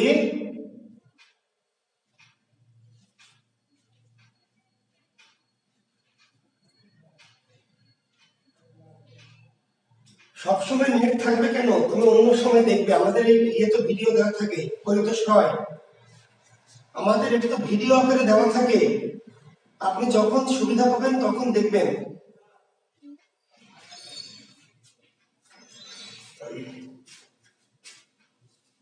নেট সবসময় না থাকে, কখনো কখনো তো থাকে, যেহেতু ভিডিওগুলো দেওয়া থাকবে যখন সুবিধা তখন দেখবেন। আর এই সকল শব্দ যা কিছু বলছি সকল কিছুই কি সকল বইয়ে দেওয়া আছে, শুধু আমি যা বোঝাচ্ছি সেটা দেওয়া না। একটা বোঝানোটা কেমনে পিডিএফ দিব, আমি তো লেখাগুলি দিব, লেখাগুলি তো লিখে দিচ্ছি, বইয়ে লেখা আছে। জলজ ভাঙা যাবে না, যাবে না, ভাঙা যাবে, কিন্তু জল যে পাওয়া যায় ওই ভাঙা যাবে না। কেমন করে ভাঙতে হবে? ভাঙতে হবে জলে জন্মে যায়। জলজকে ভাঙা যাবে কিন্তু সাধিত, কিন্তু কেমন করে ভাঙা যাবে? সমাসবদ্ধ ভাবে, ব্যাসবদ্ধ ভাবে। তাহলে এর নাম কি? যোগন। মহানবী একটা শব্দ, মহানবী। মহানবীকে ভাঙা যাবে না, যাবে না, ভাঙা যাবে। কেমন করে ভাঙতে হবে? মহাযোগ নবী, এভাবে। হ্যাঁ, মহাযোগ নবী, এভাবে ভাঙা যাবে না, এভাবে ভাঙা যাবে না। ভাঙতে হবে কি? ভাঙতে হবে এইভাবে, মহানবী, মহান যে নবী। তাহলে লেখেন, সমাস সাধিত বা সমাস নিষ্পন্ন শব্দকে বলা হয় যোগলু শব্দ। লেখেন, লিখে নেন, সমাস সাধিত, সমাস সাধিত বা সমাস নিষ্পন্ন শব্দকে বলা হয় যোগলুর শব্দ।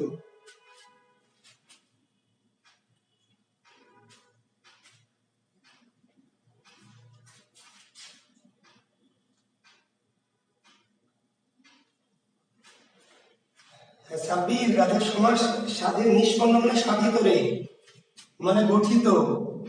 নিষ্পন্ন মানে সাধিত, স্যার সাধিত মানে কি? সাধিত মানে গঠিত, সমাসবদ্ধ। জি, তাহলে শব্দটাকে সমাস দিয়ে ভাঙতে হচ্ছে, তাহলে সেই শব্দটার নাম হচ্ছে যোগ। খেসর, খেসর, তাহলে এটাকে ভাঙবেন কি করে? খে যোগ সর, তাকে ভাঙবেন খে যোগ সর না, খে যোগ সর না, কেমন করে ভাঙবো? আকাশে সরে যায়, তাহলে যোগ। কি যোগ? তাই না? রাজপুত, তাহলে রাজপুতকে ভাঙবেন কি করে? রাজ যোগ পুত, ভাঙবেন রাজ যোগ পুত না, রাজ যোগ পুত নাকি রাজার পুত্র, রাজার কি পুত্র। তাহলে আমরা ভাঙছি কিভাবে? ব্যাসবাক্য যোগে, সমাস সাধিত। তাহলে এরকম উদাহরণ কি এক দুইটা না অনেক? লক্ষ লক্ষ, লক্ষ লক্ষ উদাহরণ লিখে দিব, লিখে দিয়েছি, সমাস করিয়েছি না?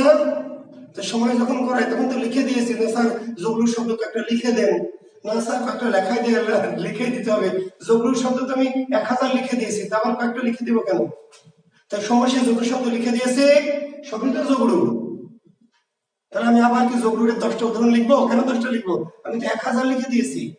যে শব্দগুলি সমাসের চ্যাপ্টারে পড়িয়েছি, এই সমাসবদ্ধ সকল শব্দই কি যোগলু। আর প্রত্যয় সন্ধিতে যে শব্দগুলি করিয়েছি সেগুলো যৌগিক বা রূঢ়, যৌগিক বা রূঢ়। তাহলে ওই ক্ষেত্রে সমাস সাধিত হলে যোগলু, তাহলে কাহিনী শেষ। সমাস সাধিত হলে যোগলুর কাহিনী এখানে খতম। যদি সন্ধি বা প্রত্যয় সাধিত মানে যোগ যোগ দিয়ে ভাঙতে হয়, তখন দেখতে হবে যে শব্দটির অর্থ মূলের পুরোপুরি অনুগামী না মূলের পুরোপুরি অনুগামী নয়।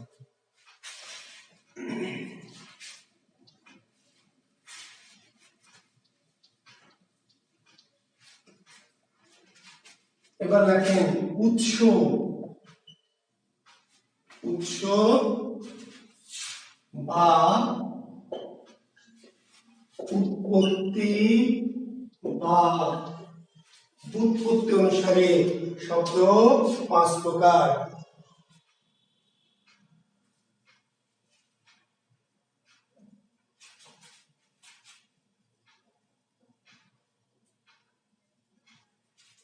ওরে ছাব্বির গাধা, নিষ্পন্ন মানে সাধিত, গঠিত রে গাধা, কতবার বলবো গুরু?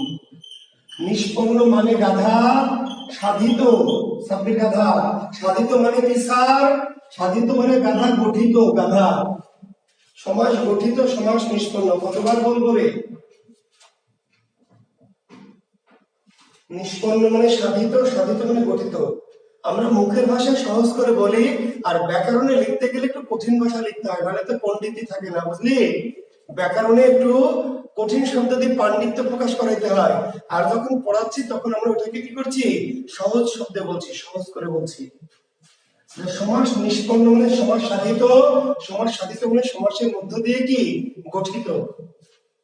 লেখ এবার উৎস বা উৎপত্তি। উৎস বা খোরশেদ চা হবে বাবা, এই যে আজকে খাবার ঢেলে দেব খোরশেদ। হ্যাঁ, লেখেন উৎস বা উৎপত্তি বা ব্যুৎপত্তিগত শব্দ 5 প্রকার।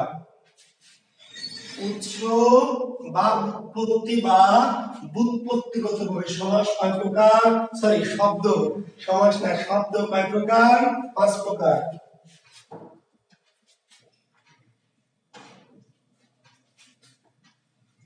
কেউ দিবে উৎস অনুসারে কয় প্রকার, কেউ দিবে আবার উৎপত্তি অনুসারে।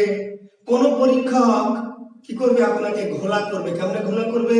ব্যুৎপত্তি অনুসারে। ব্যুৎপত্তি কি স্যার? যার নাম উৎপত্তি তার নামই ব্যুৎপত্তি, তার নামই উৎস। বোঝা গেছে? কেন ভিন্ন ভিন্ন শব্দ দেয়? যাতে আপনারা বিভ্রান্ত হন। এটা সিনোনিমাস শব্দ, বুঝেন? পরীক্ষক কেন নতুন নতুন শব্দ খুঁজে খুঁজে দেয়? যাতে আপনি বিভ্রান্ত হন। উৎস অনুসারে কয় প্রকার? তো 5 প্রকার। এবার দেখে ব্যুৎপত্তি অনুসারে কয় প্রকার? এবার ছাত্র হা হয়ে গেছে যে স্যার আমি তো বই পেয়েছি উৎস অনুসারে 5 প্রকার, ব্যুৎপত্তি অনুসারে তো পাইনি। তো যাহা উৎস তাহাই উৎপত্তি, তাহাই কি ব্যুৎপত্তি। কয় প্রকার? 5 প্রকার। কি কি? লেখেন তৎসম, অর্ধতৎসম, তদ্ভব, দেশি, বিদেশি।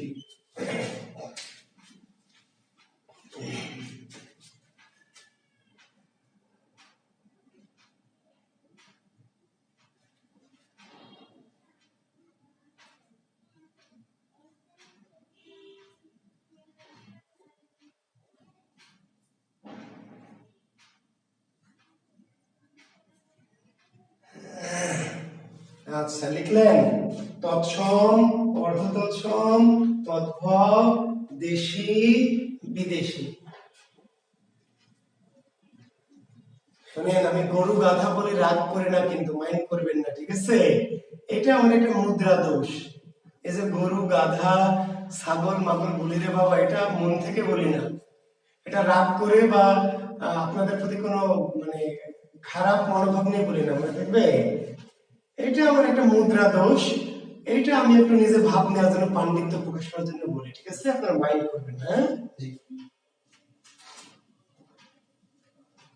আচ্ছা, তাহলে এখন পরীক্ষায় দেখবেন আসবে নিচের কোনটি তৎসম, কোনটি কি অর্ধতৎসম, কোনটি তদ্ভব, কোনটি দেশি, কোনটি বিদেশি শব্দ আসবে না?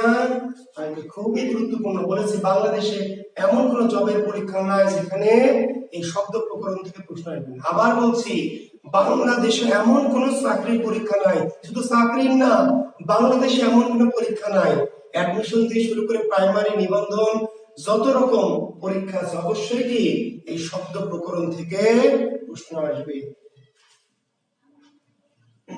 তাহলে কোনটি তৎসম, কোনটি অর্ধতৎসম, কোনটি তদ্ভব, কোনটি দেশি, কোনটি বিদেশি, এগুলো কিন্তু মোটামুটি মেমোরাইজিং টপিক। কি টপিক? Memorising topic. কিন্তু আমি চেষ্টা করব ভাই বাবারা, আমি চেষ্টা করব একটু সহজ করার জন্য। টপিকটা কিন্তু মেমোরাইজিং, কিন্তু আমি আমার অভিজ্ঞতা, আমার কৌশল, এগুলো দিয়ে চেষ্টা করব যাতে মেমোরাইজিং হলেও আপনাদের জন্য একটু কি হয়, একটু সহজবোধ্য হয়, একটু সরল হয়, ঠিক আছে? চেষ্টা করে দেখি আমি, হ্যাঁ? আর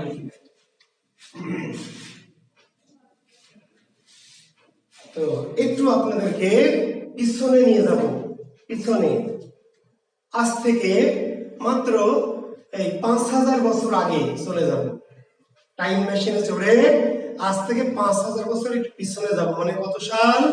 খ্রিস্টপূর্ব মাত্র কি 3000 সাল, খ্রিস্টপূর্ব 3000। বুঝতে পারলেন?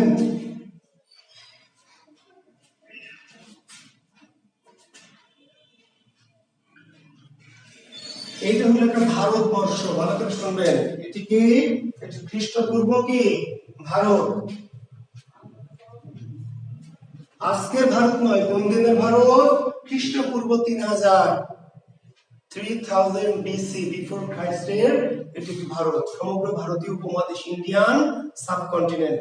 ভালো করে শুনবেন, বলেছি আবার এইখানে না, কোথায়? এই ভারতে গোটা ভারতবর্ষের মানুষের ভাষা তখন একটাই, সেই ভাষাটির নাম কি? প্রাচীন ভারতীয় ভাষা, ইংরেজিতে যাকে বলা হয় ওল্ড ইন্ডিয়ান ল্যাঙ্গুয়েজ। সমগ্র ভারতের একটাই ভাষা। আজকে শুধু ভারতে 1.5 শতাধিক ভাষা, শুধু ভারতবর্ষে। কিন্তু একটা সময় গোটা ভারতবর্ষের ভাষা ছিল একটাই। বিশ্বাস হয় না? বিশ্বাস করতে হবে। গোটা পৃথিবীর ভাষা ছিল একটা। কখন? আদম ওয়া যখন ছিল তখন কি ভাষা কি 50টা ছিল না 3000 ছিল? পৃথিবীর প্রথম মানুষ 1 2 তাদের ভাষা ছিল কিন্তু কি এক। বুঝতে পেরেছেন? গোটা পৃথিবীতে একটা ভাষা ছিল। এই একটা মানুষ যেমন 1 2 ছিল, 2 থেকে বিবর্তিত হয়ে হয়ে এত মানুষ হয়েছে। ভাষা ছিল কি একটা, সেখান থেকে বিবর্তিত হয়ে পৃথিবীতে এত ভাষা তৈরি হয়েছে। আমরা সেই আলোচনায় যাব না, অনেক গভীর আলোচনা, অনেক বৃহৎ, সেটা আলাদা কোনো সেমিনার নিতে পারলে ভালো হয়। শুধু আমরা একটু বলে রাখি যে খ্রিস্টপূর্ব 3000 সালে সমগ্র ভারতের মানুষ একটি ভাষায় কথা বলতো। সেই ভাষাটির নাম ছিল প্রাচীন ভারতীয় ভাষা, old Indian language, OIL, old Indian language. এইভাবে খ্রিস্টপূর্ব 1000 বছর আরো পরে, খ্রিস্টপূর্ব 2000 সালে, খ্রিস্টপূর্ব 2000 সালে একদল লোক বাইরে থেকে মানে কি, কোন কোন ঐতিহাসিক বললেন ইউরোপ থেকে, আর কেউ কেউ বললেন মধ্যপ্রাচ্য থেকে। তো যেখান থেকে হোক, মোট কথা ভারতের কি বাইরে থেকে একদল বিশাল একটা জনগোষ্ঠী ভারতবর্ষে প্রবেশ করলো। তাহলে আগে ছিল ভারতে শুধু ভারতীয় মানুষ, এইবার ভারতে প্রবেশ করলো কারা? ভারতের বাইরে থেকে, মধ্যপ্রাচ্য বা ইউরোপ থেকে বিশাল একটা জনগোষ্ঠী ভারতবর্ষে প্রবেশ করলো। প্রথম দিকে ভারতের সাথে এই বাইরের যারা, তাদের যুদ্ধ বিগ্রহ হলো, হানাহানি মারামারি হলো, কিন্তু একসময় ওরা টিকে গেল। ওই জনগোষ্ঠীটা নিজেদেরকে নাম দিল কি? আর্য। এই যে বাইরে থেকে যে বিশাল একটা জনগোষ্ঠী এলো, সেই জনগোষ্ঠী তাদের নিজেদের নাম দিল কি? আর্য। আর আমরা যারা ভারতীয় ছিলাম আগে থেকে যারা ছিলাম, এই ভারতীয়দের ওরা নাম দিল কি? অনার্য। বুঝতে পারলেন? আগে ছিল শুধু ভারতীয়রা, এবার এখানে 2 দল লোক, একদল ভারতীয়, এই ভারতীয়দের ভারতীয় বলে নাম দিল কি? অনার্য। আর যারা বাইরে থেকে আর্য। তাহলে এখন 2 দল লোক, একটা আর্য, একটা অনার্য। এই যে ভারতীয় বা অনার্যরা কথা বলে কোন ভাষায়? ভারতীয় ভাষায়। ভারতীয় বা অনার্যদের ভাষা কি ভারতীয়, কিন্তু এদের ভাষা কি ভারতীয়? এই ভাষা তো ভারতের বাইরে থেকে এসেছে, এদের একটা আলাদা ভাষা। এই ভাষাটির নাম দিল আর্য। জাতি বললো যে আমরা আর্য, ভাষাটার নাম দিল কি? আর্য। আর ভারতে যারা আছে এদের নাম ভারতীয়, এদের নাম কি? অনার্য, এদের ভাষার নাম অনার্য। তাহলে ভারতে এখন 2টা জাতি, আর্য অনার্য, ভাষা 2টা, আর্য অনার্য। আগে থেকে যারা ভারতীয় তারা কথা বলছে অনার্য ভাষায়, আর যারা নতুন হলো তারা কথা বলছে আর্য ভাষায়। আর্য শব্দের অর্থ কি? সম্ভ্রান্ত। আর্য শব্দের অর্থ সম্ভ্রান্ত, যদিও আবিধানিক অর্থ গমনধর্মী। আর্য শব্দের আবিধানিক অর্থ হচ্ছে গমনধর্মী, যারা গমনাগমন করে, অর্থাৎ টাইপের, ওই যে আরবে যাযাবর টাইপ বা বেদুইন টাইপ, অর্থাৎ যারা এক জায়গায় থাকে না, বিভিন্ন জায়গায় যাতায়াত করে। আর্য শব্দের অর্থ গমনধর্মী। যদিও আর্য বলতে আসলে তারা নিজেদেরকে কি বোঝাতো? সম্ভ্রান্ত, উচ্চবংশীয়। আর্য শব্দের আবিধানিক অর্থ গমনধর্মী, কিন্তু আর্যরা তাদেরকে আর্য শব্দটা কি অর্থে প্রয়োগ করতো? উচ্চবংশীয়, সৎ বংশজাত, অভিজাত। আর যারা আগে থেকে ভারতে আছে ওদের কি বলতো? অনার্য। অনার্য মানে কি? ছোট লোক, ইতর, নিচ বংশজাত। তাহলে যারা আমরা আগে থেকে ছিলাম, আমরা ছোট লোক, নিচ, ইতর, আর এই বেটাতে যারা বাইরে থেকে এলো, এরা হলো কি? আর্য সম্ভ্রান্ত। কি আর করা যাবে? এবার আর্যদের ভাষা হচ্ছে আর্য, আর অনার্যদের ভাষা হচ্ছে ভারতীয় অনার্য। আর্যরা করলো কি? আর্য ভাষায় রচনা করলো রামায়ণ, আর্য ভাষায় রচনা করলো মহাভারত। আর্য ভাষায় রচনা করলো ঋগ্বেদ, সামবেদ, যজুর্বেদ, অথর্ববেদ সহ আরো 14টি বেদ, অষ্টাদশ পুরাণ। এই আর্য বেটারা সত্যিকার অর্থে জ্ঞানে, বিজ্ঞানে, দর্শনে, কৌশলে, যুদ্ধে ছিল অনন্য। আর এই যারা অনার্য ভারতীয়, এর আগে থেকে এখন যেমন হ্যাবলা ক্যাবলা, বিলাই চন্ডী, বোকামারানি, আগে থেকেই তাই। আমাদের ওই যে এখন তো তবু আমরা কিছুটা চালাক চতুর হয়েছি। কেন হয়েছে? তার অনেক নৈতাত্ত্বিক কারণ আছে। কিন্তু আমাদের যে আমার যে বাবা বা আমার যে দাদা, আপনার বাবা দেখেন বোকাশোকা, আপনার দাদা আরো বোকাশোকা, তার দাদা আরো বোকাশোকা ছিল। বুঝতে পেরেছেন? ভারতীয় প্রাচীন ভারতীয় জাতি ছিল বোকাশোকা, সহজ সরল বলে তো এই বেটাকে সেখানে রাজত্ব করেছে। আচ্ছা যাই হোক, তো এখন এই আর্যরা কি লিখলো? তাদের আর্য ভাষায় লিখলো রামায়ণ। তো রামায়ণ কোন ভাষায় রচিত? আমরা বলি সংস্কৃত ভাষা, আসলে সংস্কৃত ভাষা না। রামায়ণ রচিত হচ্ছে কোন ভাষায়? আর্য ভাষায়। মহাভারত আর্য ভাষায়। ঋগ্বেদ, সামবেদ, যজুর্বেদ, অথর্ববেদ কোন ভাষায়? আর্য ভাষায়। এবং আর্যরা দাবি করলো যে আর্য হচ্ছে ভগবানের ভাষা। কাদের ভাষা? ভগবানের।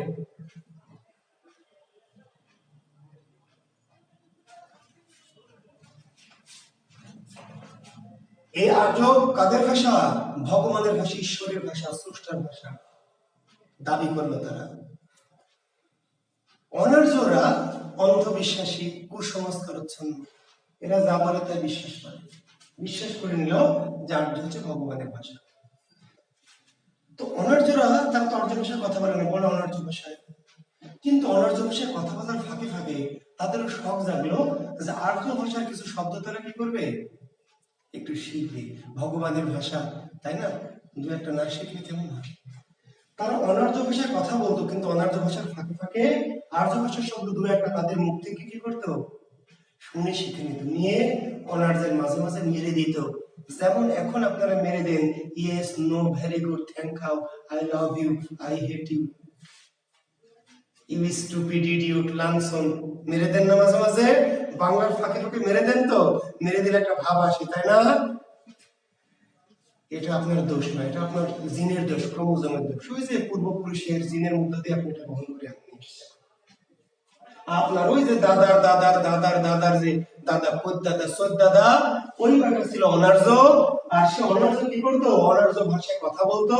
আর ওই কথার ফাঁকে ফাঁকে কি আর্য ভাষার দুই চারটি শব্দ কি মেরে দিত, দিয়ে ভাবতো যে কার ভাষা বললাম, ভগবানের শব্দ, তৃপ্তি পেত। কিন্তু আর্যরা যখন এটা জানতে পারলো, বুঝতে পারলো, তখন আর্যরা নিষেধ করে দিল যে না, নইব নইব চ, হবে না।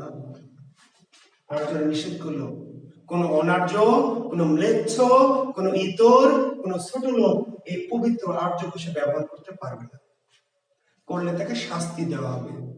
কোন ছোট লোক, কোন ইতর যদি পবিত্র আর্য ভাষা, ঈশ্বরের ভাষা ব্যবহার করে, ঈশ্বরের ভাষা ব্যবহার করবে কারা? আর্য, যারা ঈশ্বরের অংশ। আর্যরা মনে করতো তারা ঈশ্বরেরই কি অংশ, প্রতিনিধি। আর এই ব্যাটারা ছোট লোক, ইতর শ্রেণীর, কাজে ব্যবহার করলে আর্য ভাষাটার পবিত্রতা পূর্ণ হবে, কাজে ব্যবহার করা যাবে। যদি কেউ ব্যবহার করে তার শাস্তি দেওয়া হবে। শাস্তি কি? পণ্ডিত পাণিনি নাম শুনেছেন? পাণিনি নাম শুনেছেন না? পণ্ডিত পাণিনি।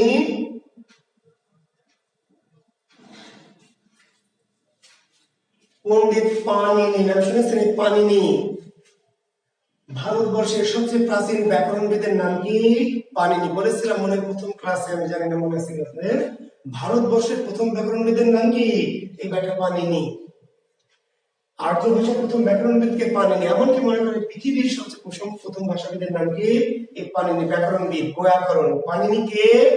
ব্যাকরণবিদ, বৈয়াকরণ। বুঝতে পারলেন? ব্যাকরণবিদ। এই বেটা প্রথম ব্যাকরণ লিখলে, আসলে তখন তো ব্যাকরণ বলা হতো না, ভাষার সংবিধান। ব্যাকরণ কি মনে আছে? প্রথম ক্লাস মনে আছে?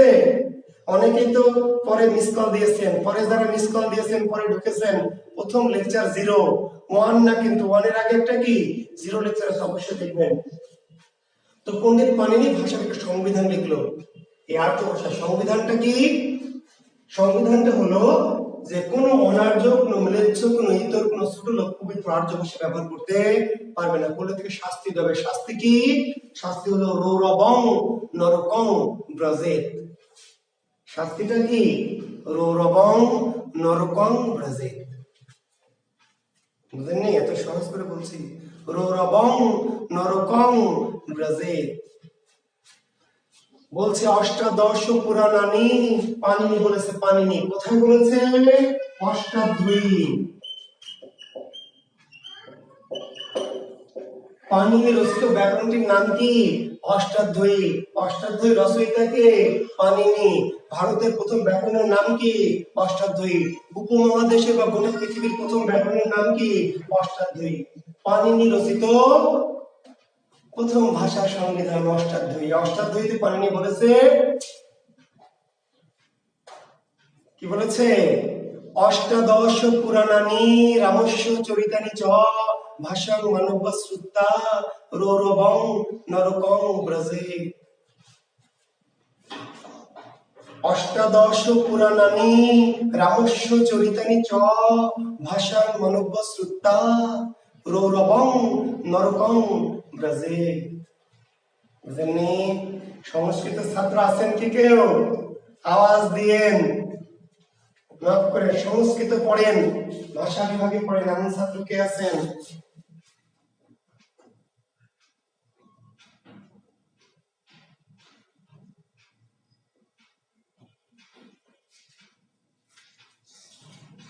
আচ্ছা, তাহলে এই কি বললো?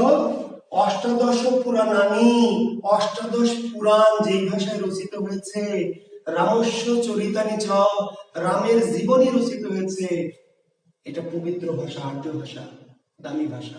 অষ্টাদশ পুরাণানি রামস্য চরিতানি চ, যে পবিত্র ভাষাটি অষ্টাদশ পুরাণ লেখা হয়েছে, রামের জীবনে রামায়ণ রচিত হয়েছে, ভাষা মানব শ্রদ্ধা, সেই পবিত্র ভাষায় ছোট লোক সাধারণ মানুষের শুনবে বা বলবে?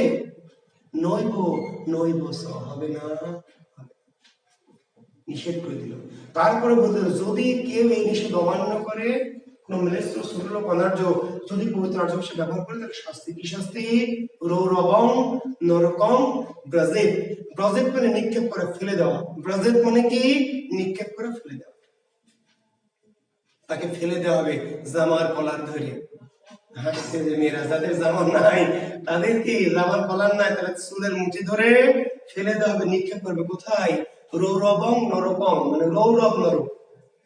আমাদের মুসলমান কোরআনে যেমন হাবিয়া দোজক, সবচেয়ে মারাত্মক দোজকটার নাম কি ভাই? হাবিয়া দোজক, হাবিয়া। আর হিন্দু কোরআনে সবচেয়ে মারাত্মক দোজকটার নাম কি? রৌরবং নরকং। আচ্ছা, এইবার এই পণ্ডিত পানিনি অষ্টাধ্যায়ী লিখে দিল ভাষার সংবিধান। আর অনার্যরা বাংলা ভাষা ব্যবহার করতে পারবে না, করবে না। কেন করবে না? আর্যরা ছিল ব্রাহ্মণ। এই যে এখনকার যারা ব্রাহ্মণের কি উত্তরসূরি, বিশ্বাস করতো যে আর্যরা অভিশাপ দেয়, ঈশ্বরের অংশ, এরা বিশ্বাস করতো। এই বেটারা কি, এই যে আমাদের পূর্বপুরুষ আমাদের মতোই বিশ্বাস করতে পছন্দ করে, যে যা বলে বিশ্বাস করে নেয়।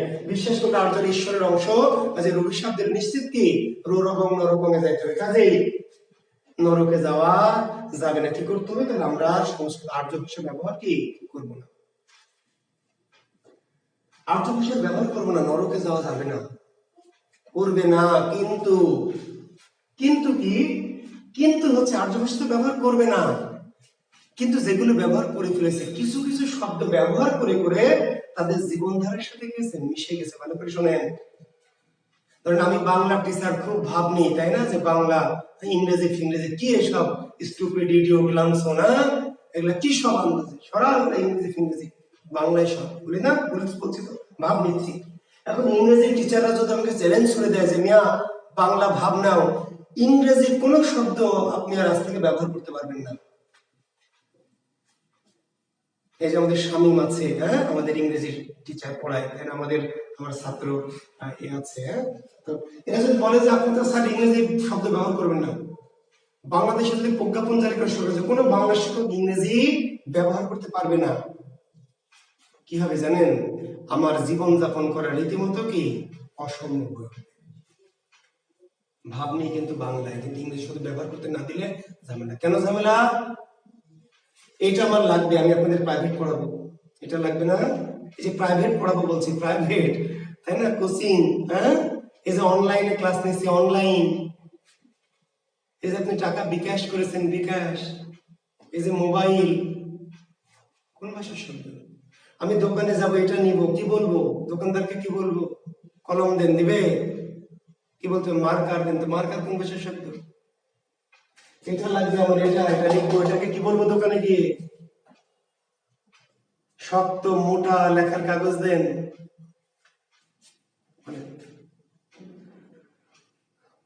কি বলবো? আমি কলেজে যাব, রিক্সাওয়ালাকে যদি বলি যে আমাকে মহাবিদ্যালয়ে নিয়ে যাও, আমি রাজশাহী কলেজে যাব, রাজশাহী কলেজের গেটে নামবো, রিক্সাওয়ালাকে বললাম যে ভাই আমাকে রাজশাহী মহাবিদ্যালয়ের প্রধান ফটকে নিয়ে যাও, রিক্সাওয়ালা জিন্দেগিতেও কে নিয়ে যাবে না। তো রাজশাহী কলেজের প্রধান ফটক জিন্দেগিতেও রাজশাহী কোন রিক্সাওয়ালা চিনবে না, তাই না? ঢাকায় যারা থাকেন, যদি আপনারা কেউ বলেন যে আমাকে ভাই ঢাকা মহাবিদ্যালয়ের ফটকে নামাও, নামাবে? কোন বাস চালককে যদি বলেন যে ভাই আমাকে ঢাকা মহাবিদ্যালয়ের কি ফটকে নামাই দেও, নামাবে কি? বলবে যে ধর্মীয় আন্দাজে কি বলেন। কিন্তু যদি বলেন ঢাকা কলেজ গেটে নামান, তাহলে আগে বলবেন না, ইংরেজিতে বলেন কেন, বাংলায় বলেন।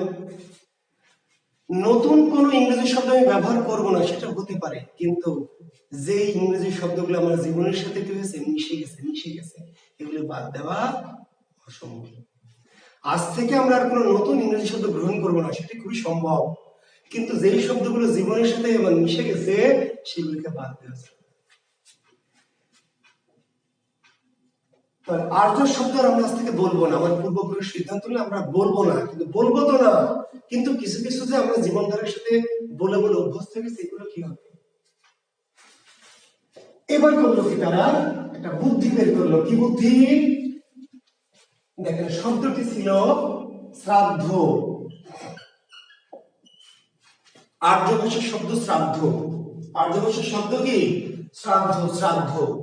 তো শ্রাদ্ধ শব্দ বলা যাবে না, বললে পাপ হবে, রোগ নরকে যাবে, তাহলে বলে শ্রাদ্ধ বলবো না, কিন্তু এই শব্দটা তো লাগবে। শ্রাদ্ধ শব্দ বলতে নিষেধ করেছে, কিন্তু অনুষ্ঠানটা করতে নিষেধ করে। ভালো করে শোনেন, এই যে এখন যে শ্রাদ্ধ করে হিন্দুরা, এটা ওই খ্রিস্টপূর্ব 2000 সালের আগে ছিল না। মরে গেলে পুঁতে দিল, পুড়িয়ে দিল, গঙ্গায় ভাসিয়ে দিল, কাহিনী ক্লোজ। এই বেটা আর্যরা আসার পরে কি করলো, মিতের বেশ কিছুদিন পরে, 40 দিন পরে আবার কি মিতের উদ্দেশ্যে এই তন্ত্র মন্ত্র করে, তপজাপ করে মানুষকে খাওয়ায়। আমাদের মুসলমান ধর্মে 40 করে, একেবারে বাজে, এর কোনো 40 বলে আমাদের ধর্মে কিন্তু নাই। ওদের দেখা দেখি, আর্যদের দেখা দেখি, মরার পরে মানুষকে, গ্রামের মানুষকে কি ডেকে খাওয়াও, হ্যাঁ, এটা মানে আমাদের ইসলাম ধর্ম অনেক কিছু আছে যেটা হিন্দুদের কাছ থেকে দেখি শেখা, কালচার, ধর্ম, বুঝতে পারলেন? ওরা শ্রাদ্ধ অনুষ্ঠানটা করতে নিষেধ করেনি, কোনো আচার অনুষ্ঠান করতে নিষেধ করেনি ওদের, কিন্তু শব্দ ব্যবহার করতে নিষেধ করেছে।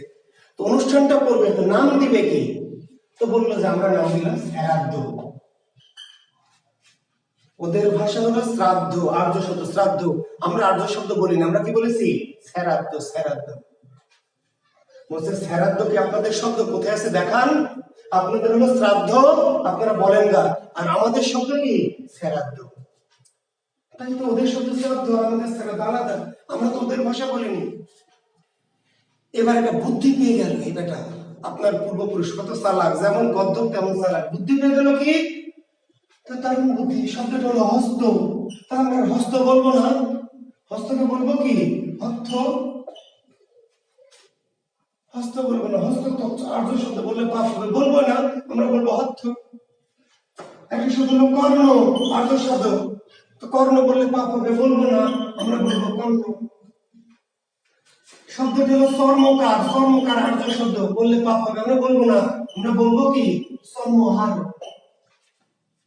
শব্দটি হলো মস্তক, আমরা মস্তক বলবো না, আর্য শব্দ, পাপ হয়, আমরা না, কিন্তু আমাদের ওই যে পদ্মাদা, ওই পদ্মাদা শ্রদ্ধাদা রাখি।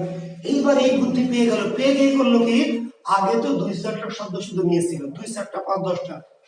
এইবার আর্য ভাষার যত শব্দ ছিল সব নিয়ে দিল। কি করে? সিস্টেম করে, সিস্টেম। আগে 2-4-5-10টার কিছু শব্দ চুরি করে করে নিয়েছিল, যখন এই বুদ্ধি পেয়ে গেল, এবার ভগবানের ভাষায় যত শব্দ ছিল গোটাটাকে সিস্টেম করে নিয়ে নিল। শুধু কি করলো, ওই শব্দটাকে একটু বিকৃত করে নিল, একটু কি বিকৃত করে নিল। এই মালগুলির নাম হলো অর্ধ তৎসম। কি নাম? অর্ধ তৎসম।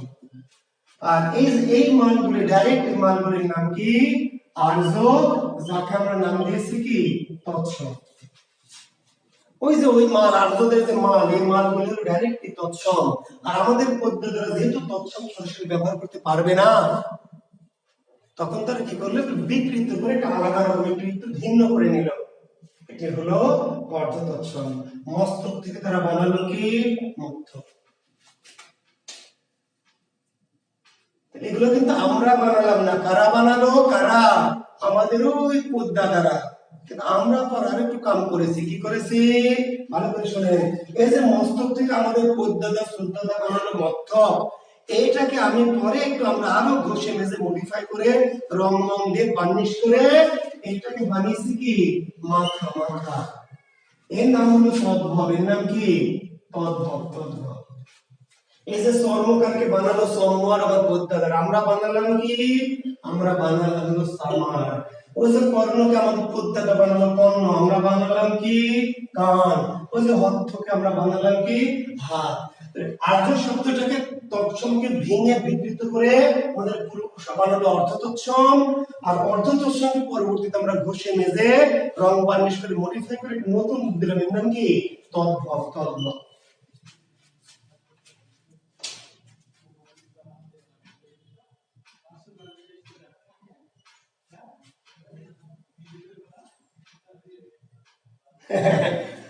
তার মানে আমাদের বাপ দাদারও চালাক ছিল, তাই না? যে বোকা যেমন ছিল চালাক, বাঙালি যেমন বোকা সরল, তেমন আবার কি চালাক এবং কুটিল। হ্যাঁ জি। তাহলে তৎসম, অর্ধ তৎসম এবং তদ্ভব। বুঝতে পারলে? যে কর্ণ থেকে কান, দন্ত। দন্ত তৎসম শুদ্ধ দন্ত। এই দন্ত তো বলা যাবে না, পাপ হবে। আমাদের পুরুষ শব্দ দত্ত, তারপর আমরা বললাম কি দান্ত।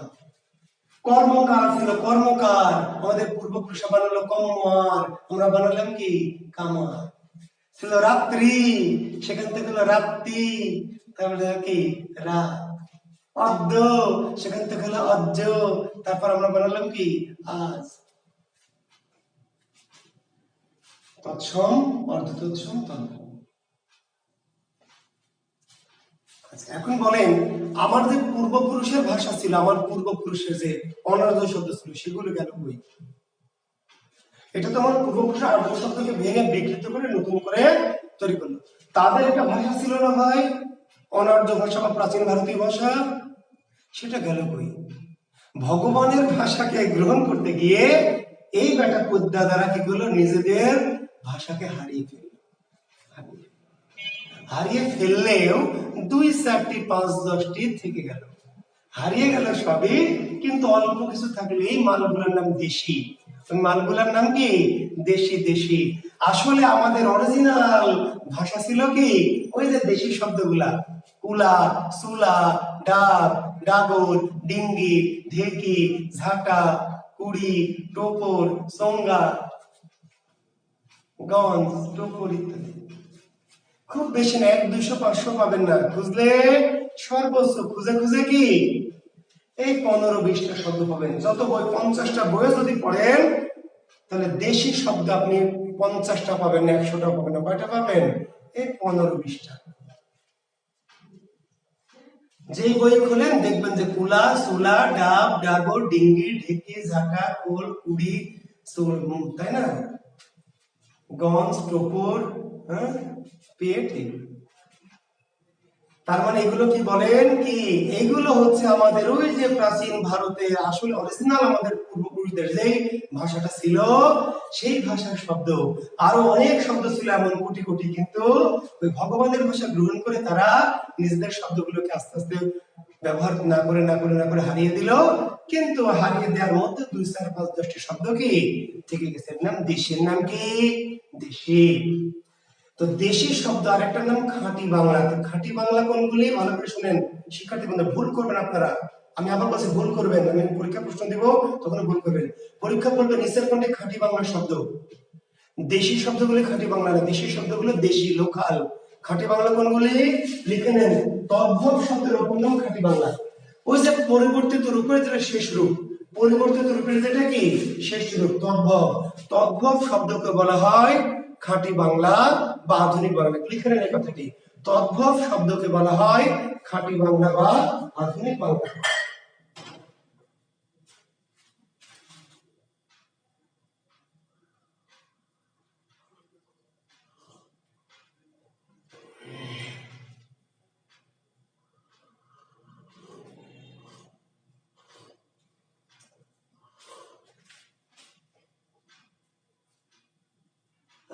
শাহিন বাবা, আমার বাড়ি হচ্ছে ঈশ্বরদী।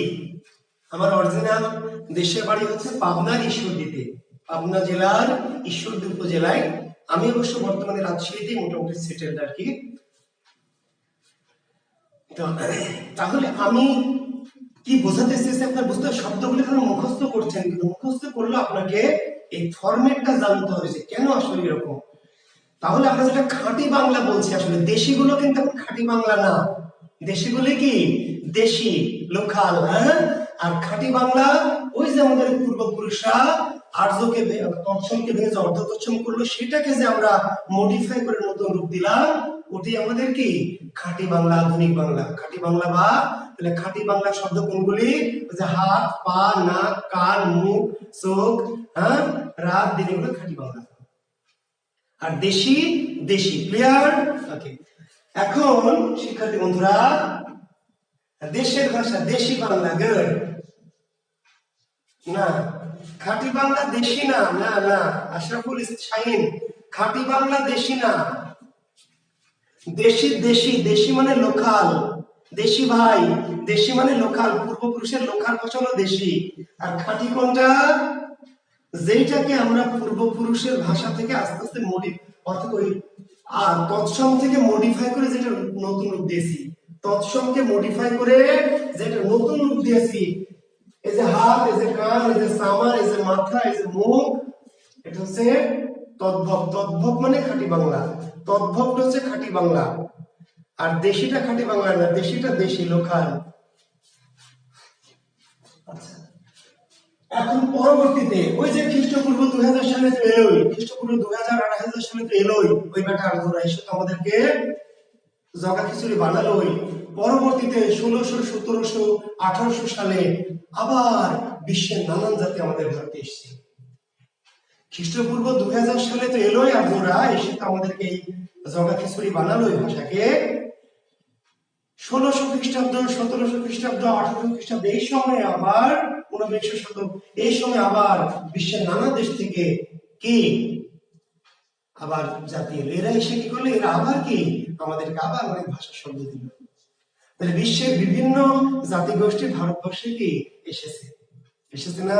ইংরেজ এসেছে, ওলন্দাজ এসেছে, পর্তুগিজ এসেছে, ডাচ এসেছে, ডেনমার্ক, এমন কোন জাতিগোষ্ঠী নাই ভারতে আসেনি। বাট এসেছে, এসে কি করেছে? এসে আপনাকে শাসন করেছে, শোষণ করেছে, নির্যাতন করেছে, নিপীড়ন করেছে, লুণ্ঠন করেছে, নিয়ে সব চলে গেছে। একসময় ভারত ছিল পৃথিবীর কি সবচেয়ে সমৃদ্ধ রাষ্ট্র। ভারত, ভারত না বাংলাদেশও তার মধ্যে। ভারত মানে আমরা আজকের ভারত ধরিন না, এই পাকিস্তান, বাংলাদেশ, ভারত, শ্রীলঙ্কা, এই নেপাল, ভুটান, এই গোটা মিলেছিল ইন্ডিয়ান সাবকন্টিনেন্ট। পৃথিবীর মধ্যে সবচেয়ে কি সমৃদ্ধ রাষ্ট্র ভারতীয় উপমহাদেশ। এখন ফকির হয়ে গেছেন না? কেন ফকির হয়ে গেছেন? ওই যে বেটারা এসে কি করেছে? সহজ সরল পেয়ে আমাদেরকে কি করেছে? সব নিয়ে চলে গেছেন। এখন ইংল্যান্ড, বাবারে ইংল্যান্ড, ইংল্যান্ডে যারা যেন পাগলা হয়ে গেছেন। এই ইংল্যান্ড কি করেছে? এখান থেকে নিয়ে চুষে চুষে নিয়ে তারা আজকে সমৃদ্ধ হয়েছে, নিয়ে গেছে সব, আর দিয়ে গেছে খালি বুক ভরা জ্বালা। তাই না? ডায়লগ মারে না যে পিয়া তুমি নিয়ে গেছো সব আর রেখে গেছো খালি বুক ভরা জ্বালা।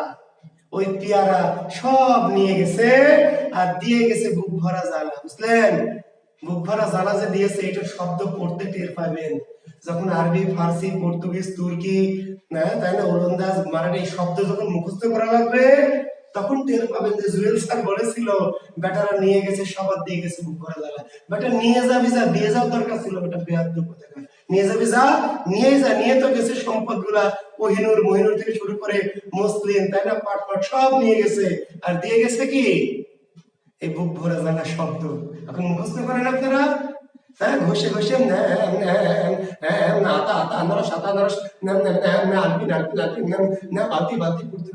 এই ঘষে ঘষে মুখস্থ করতে লাগলে টের পাবেন যে বেটার আসলে কি জ্বালা দিয়ে গেছে। আর একটা জিনিস দিয়েছে আপনাদের ফর্সা চেহারা, বুঝলেন? আপনারা তো গর্ববোধ করেন, আমিও করি, ওরে আমার কি ফর্সা চেহারা, তাই না? আসলে বাঙালি প্রাচীন জাতিগোষ্ঠী যেটা ছিল কি নিগ্রোবটু জাতীয়, কালো, চুলগুলি কোকড়ানো, ঠোঁটগুলি মোটা পুরু। এখন আর আছে? কালো দেখলে বলেন যে কালো, আপনি ফর্সা মানে ঝামেলা আছে। ওই যে ওই বেটারা কি করেছে, আপনাদের পূর্বপুরুষ ছিল না, আপনার পূর্বপুরুষ দাদি নানি, তারপর নানির নানি, তার নানি, এদেরকে ইচ্ছায় অনিচ্ছায় নানান ভাবে কি আপনার ভিতরে, ওই তাদের ভিতরে কি ওই ধারা দিয়ে গেছে, ফর্সা ধারা। এই কালো আর ফর্সা মিলেমিশে একাকার হয়ে কি আপনি ফর্সা হয়েছেন। কাজে খুব ফর্সা গর্বের বিষয় না, কি লজ্জার বিষয়, বুঝতে পারলেন? তো যাই হোক, আমরা অন্য নৃতাত্ত্বিক আলোচনায় যাব না, এটা নৃতত্ত্বের বিষয়, এটা নৃতত্ত্বের শিক্ষক গবেষক যারা তারা বলবেন। আমি শুধু বললাম যে ওই আলোচনা আমরা যাচ্ছি না, ফর্সা না কালো কেমনে হলাম। বাঙালি পৃথিবীতে একমাত্র জাতি, খাঁটি শঙ্কর।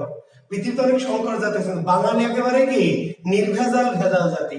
মানে এই ভেজালের মধ্যে কোনোই কি ভেজাল নাই, এই শঙ্করের মধ্যে কোনোই ভেজাল নাই, বুঝলেন? সাইজ শুরু হয়েছে এখান থেকে, সাইজ শেষ হয়েছে এই পর্যন্ত, বুঝেন নাই? একই সমান সাইজ না, দেখবেন পৃথিবীর অনেক জাতি আছে একই সাইজ, যারা লম্বা তারা লম্বা, যারা নাটু তারা নাটু। আর বাঙালির সাইজ এখান থেকে শুরু এই পর্যন্ত, একদম কালো কুচকুচা থেকে শুরু একদম টকটকা পর্যন্ত, শ্যামলা, মাঝারি শ্যামলা, হালকা শ্যামলা, চলে আছে, মোটামুটি পোশাক, নানান কালার। এগুলো কেন হয়েছে? Mixed mixed. তো যাই হোক, আমাদের ফর্সা চেহারা দিয়েছে, এটা ভালো কাজই করেছে। আপনাদের এখন অনেক অহংকার হয় এটা নিয়ে, তা আমাকেও দিয়েছে। আমি কিন্তু আপনাদের বাইরে না ভাই, মনে করেন যে আপনাদের বলছি, আমি কি এর বাইরে? আমার দাদি নানি বা পদ্দাদি পদ্নানি তারা কি এর বাইরে ছিল? না, এটা ভাবিয়ে না যে আমি আপনাদের মানে বলছি আর আমি বাইরে না। তো যাই হোক, তারা এই দিয়েছে, শব্দ দিয়েছে, শব্দগুলি আমরা বিকাশ।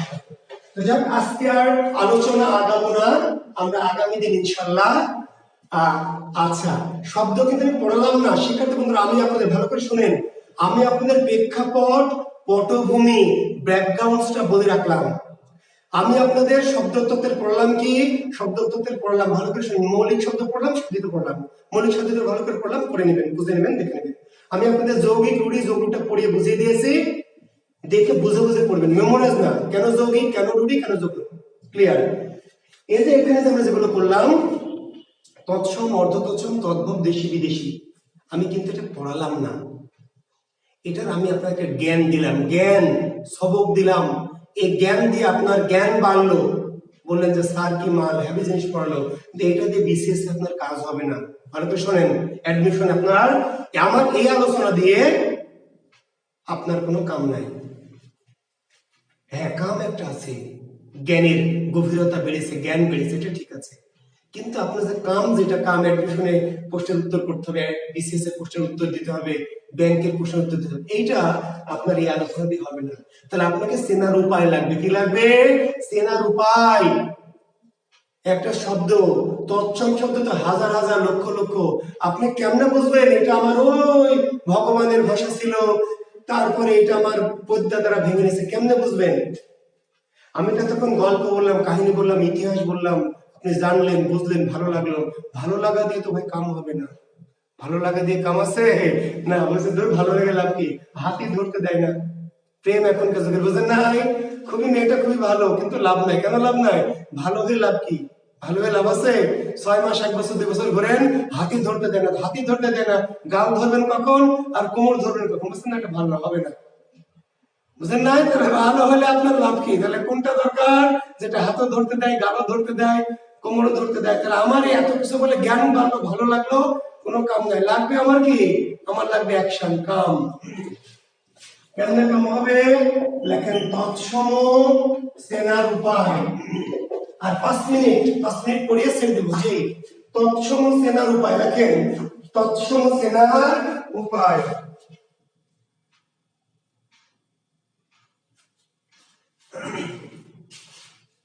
তৎসম সেনার উপায় বা কৌশল, তৎসম সেনার উপায় বাকি কৌশল লেখেন।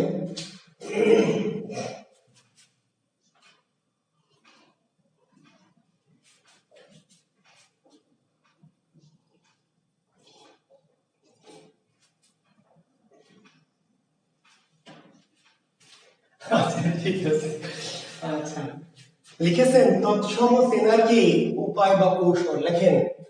কোন শব্দে যদি লেখেন, কোন শব্দে যদি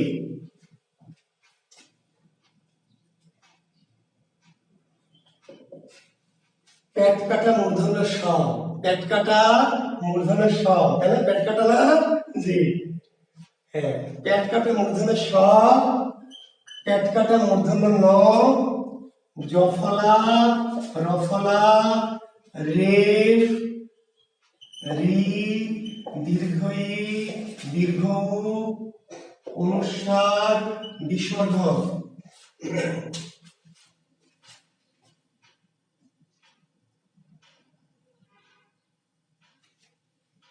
ইশতিয়াক হাসান চৌধুরী, রাজশাহীতে আমি ফায়ার সার্ভিসে থাকি, ফায়ার সার্ভিস রাজশাহী কলেজের পাশে। ইশতিয়াক হাসান চৌধুরী, রাজশাহীতে আমি ফায়ার সার্ভিসের পাশে থাকি বাবা, রাজশাহী কলেজ এবং নদীগ্রের মাঝামাঝি।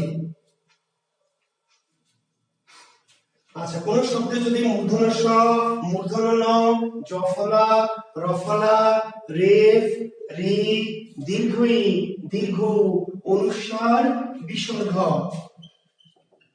কিংবা কোন যুক্ত ব্যঞ্জন থাকে, কোন যুক্ত ব্যঞ্জন থাকে,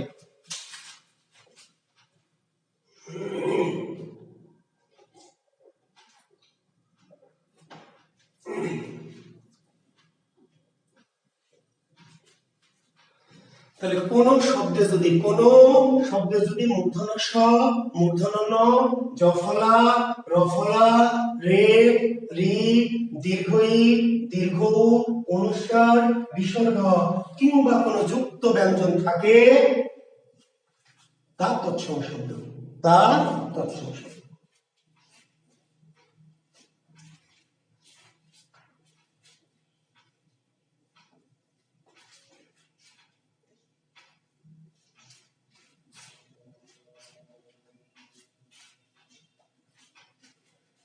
লিখেছেন? দ্রুত লেখেন, ক্লাস শেষ করবো, এরপরে পরীক্ষা আছে আমার।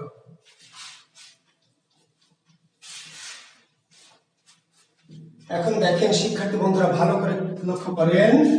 ধরেন পরীক্ষায় আপনার আসবে কি বন্য, কোন শব্দ বন্য, কোন ভাষার শব্দ, তারপরে চোখ বন্ধ করে ঘুটে দিবেন, কোথায় ঘুটে দিবেন? তৎসম। পরীক্ষায় কার্য কোন শব্দ, ধার্য কোন শব্দ, তাই না? এই যে ভাষা, মোদের গর্ব মোদের আশা, তাই না? মোদের গর্ব মোদের আশা, মোরই কি বাংলা ভাষা, কোন ভাষার শব্দ? তাহলে ভাষা কোন ভাষার শব্দ? ভাষা তৎসম বা সংস্কৃত শব্দ, তাই না? এই যে মানুষ, এই যে পাষাণ, কি এই যে শোষণ, হ্যাঁ, এই যে দৃষ্টি, এই যে তৃষা, এই যে হরণ, এই যে লবণ, এই যে পূরণ, এই যে যক্ষা, এই যে লক্ষ্মী রক্ষা ব্রাহ্মণ, পত্র নেত্র চন্দ্র সূর্য। লিখে কি শেষ করা যাবে রে ভাই? লিখে কি শেষ করা যাবে? এক দুইটা না, এক দুই হাজারও না, লক্ষ লক্ষ শব্দ, লক্ষ লক্ষ। তাহলে লক্ষ লক্ষ যে তৎসম শব্দ, সেগুলোকে আপনি মুখস্থ করে রাখবেন। এতদিন তো তাই করেছেন। পত্রনিত পত্রনিত পত্রনিত তৎসম, জনসূচ জনসূচ জনসূচ জনসূচ তৎসম, মানুষ মানুষ মানুষ পাচ্ছে মানুষ পাচ্ছে তৎসম, যখালোকে যখালোকে যখালোকে যখালোকে তৎসম, লবণ লবণ লবণ। এইভাবে তো পড়েছেন, পড়ে অনেকে, হাসিয়েন না, অনেকে এইভাবে পড়ে। পড়ার দরকার আছে না, সাইজিং মেথড মনে আছে? সাইজ তাকাবেন খালি কোনটি তৎসম, তাকাবেন।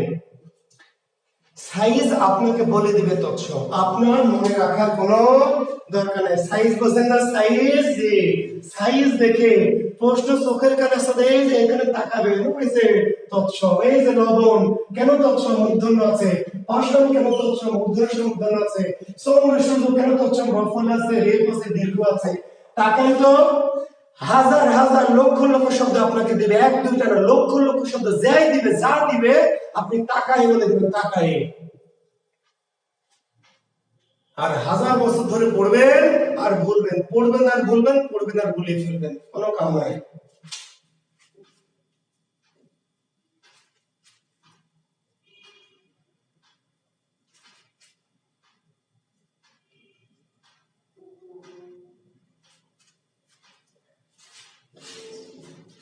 এখন কথা একটু আছে, একটু একটু কথা কি দেখেন, যত ব্যাকরণের যত নিয়ম পড়েছি, সন্ধি সমাস প্রত্যয় হ্যান যাই পড়িয়েছি, যাই কৌশল দিই, যাই নিয়ম দিই, কিছু কিছু ব্যাকরণ বেয়ারা বেয়াদব শব্দ ছিল না, আপনারা না, শব্দ শব্দ মনে আছে তো, যারা নিয়ম মানে না, মনে আছে? অর্থাৎ নিয়ম যাই হোক না কেন, যত কঠিন যত সহজে হোক না কেন, কিছু বেয়াদব শব্দ, কিছু বেয়ারা শব্দ, কিংবা আমরা ভদ্র ভাষায় বলেছিলাম কিছু ভিআইপি শব্দ আছে যারা এই আইন কানুন মানে না। তাহলে আমরা তৎসম চিনলাম, যেগুলো তৎসম, এই সিম্বল গুলো দেখি আমরা চিনবো তৎসম। কিন্তু কিছু তৎসম আছে যাদের সাথে এরকম চেহারা নাই, তাও তৎসম। কেন তারা তৎসম? ওই যে দ্যাট ইজ ফুসফুস। তাহলে আপনাকে কিন্তু মুখস্থ, আমি কিন্তু প্রথমেই বলেছি ক্লাসের শুরুতেই যে এটা কিন্তু মেমোরাইজিং টপিক। কিন্তু মেমোরাইজিং টপিক, এখন আপনি 1 লক্ষ মুখস্থ করা ভালো হবে না 5-10টা? তাহলে 1 লক্ষ যদি তৎসম শব্দ থাকে, তাহলে 1 লক্ষের মধ্যে সবই চেহারা দিয়ে চেনা যাবে। 2, 4, 5, 10, 20টা আছে যারা চেহারা দিয়ে চেনা যাবে না, এমন মাল কিছু আছে। তো ওই মালগুলোকে কি করবেন? সন্ধিতে সমাসে কি বলেছিলাম যে ওই মালগুলোকে মেমোরাইজ করতে হবে। তৎসম শব্দ 1 লক্ষ আছে, 1 লক্ষ মেমোরাইজ করবেন না। মেমোরাইজ করবেন কয়টা? 5টা, 10টা, 15টা, 20টা, যেগুলো তৎসমই বলেছে বইয়ে, কিন্তু তৎসমের চেহারা সিম্বল দিয়ে বোঝা যায় না। এমন কিছু শব্দ আমি লিখে দিই যেগুলো চেহারা থেকে চেনা যায়, এগুলো আমার লেখা তো দরকার নাই, এগুলো লিখতে শেষ করতে পারবো না। কোনগুলো একটু লিখে দিব যেগুলো চেহারাটা তৎসমের মতো না, কিন্তু তৎসম। লেখেন একটা, লেখেন কি, লতা। লতা তৎসম শব্দ, কিন্তু চেহারা দেখে, সাইজ দেখে চেনা যাচ্ছে না, তাহলে লিখে নেবেন লতা। একটি শব্দ হলো ভবন, একটি শব্দ হলো আসন, একটি শব্দ হলো তনু, একটি শব্দ হলো শিখর, একটি শব্দ হলো রাজা, একটি শব্দ হলো শাক। লতা, ভবন, আসন, তনু, শিখর, রাজা, শাক।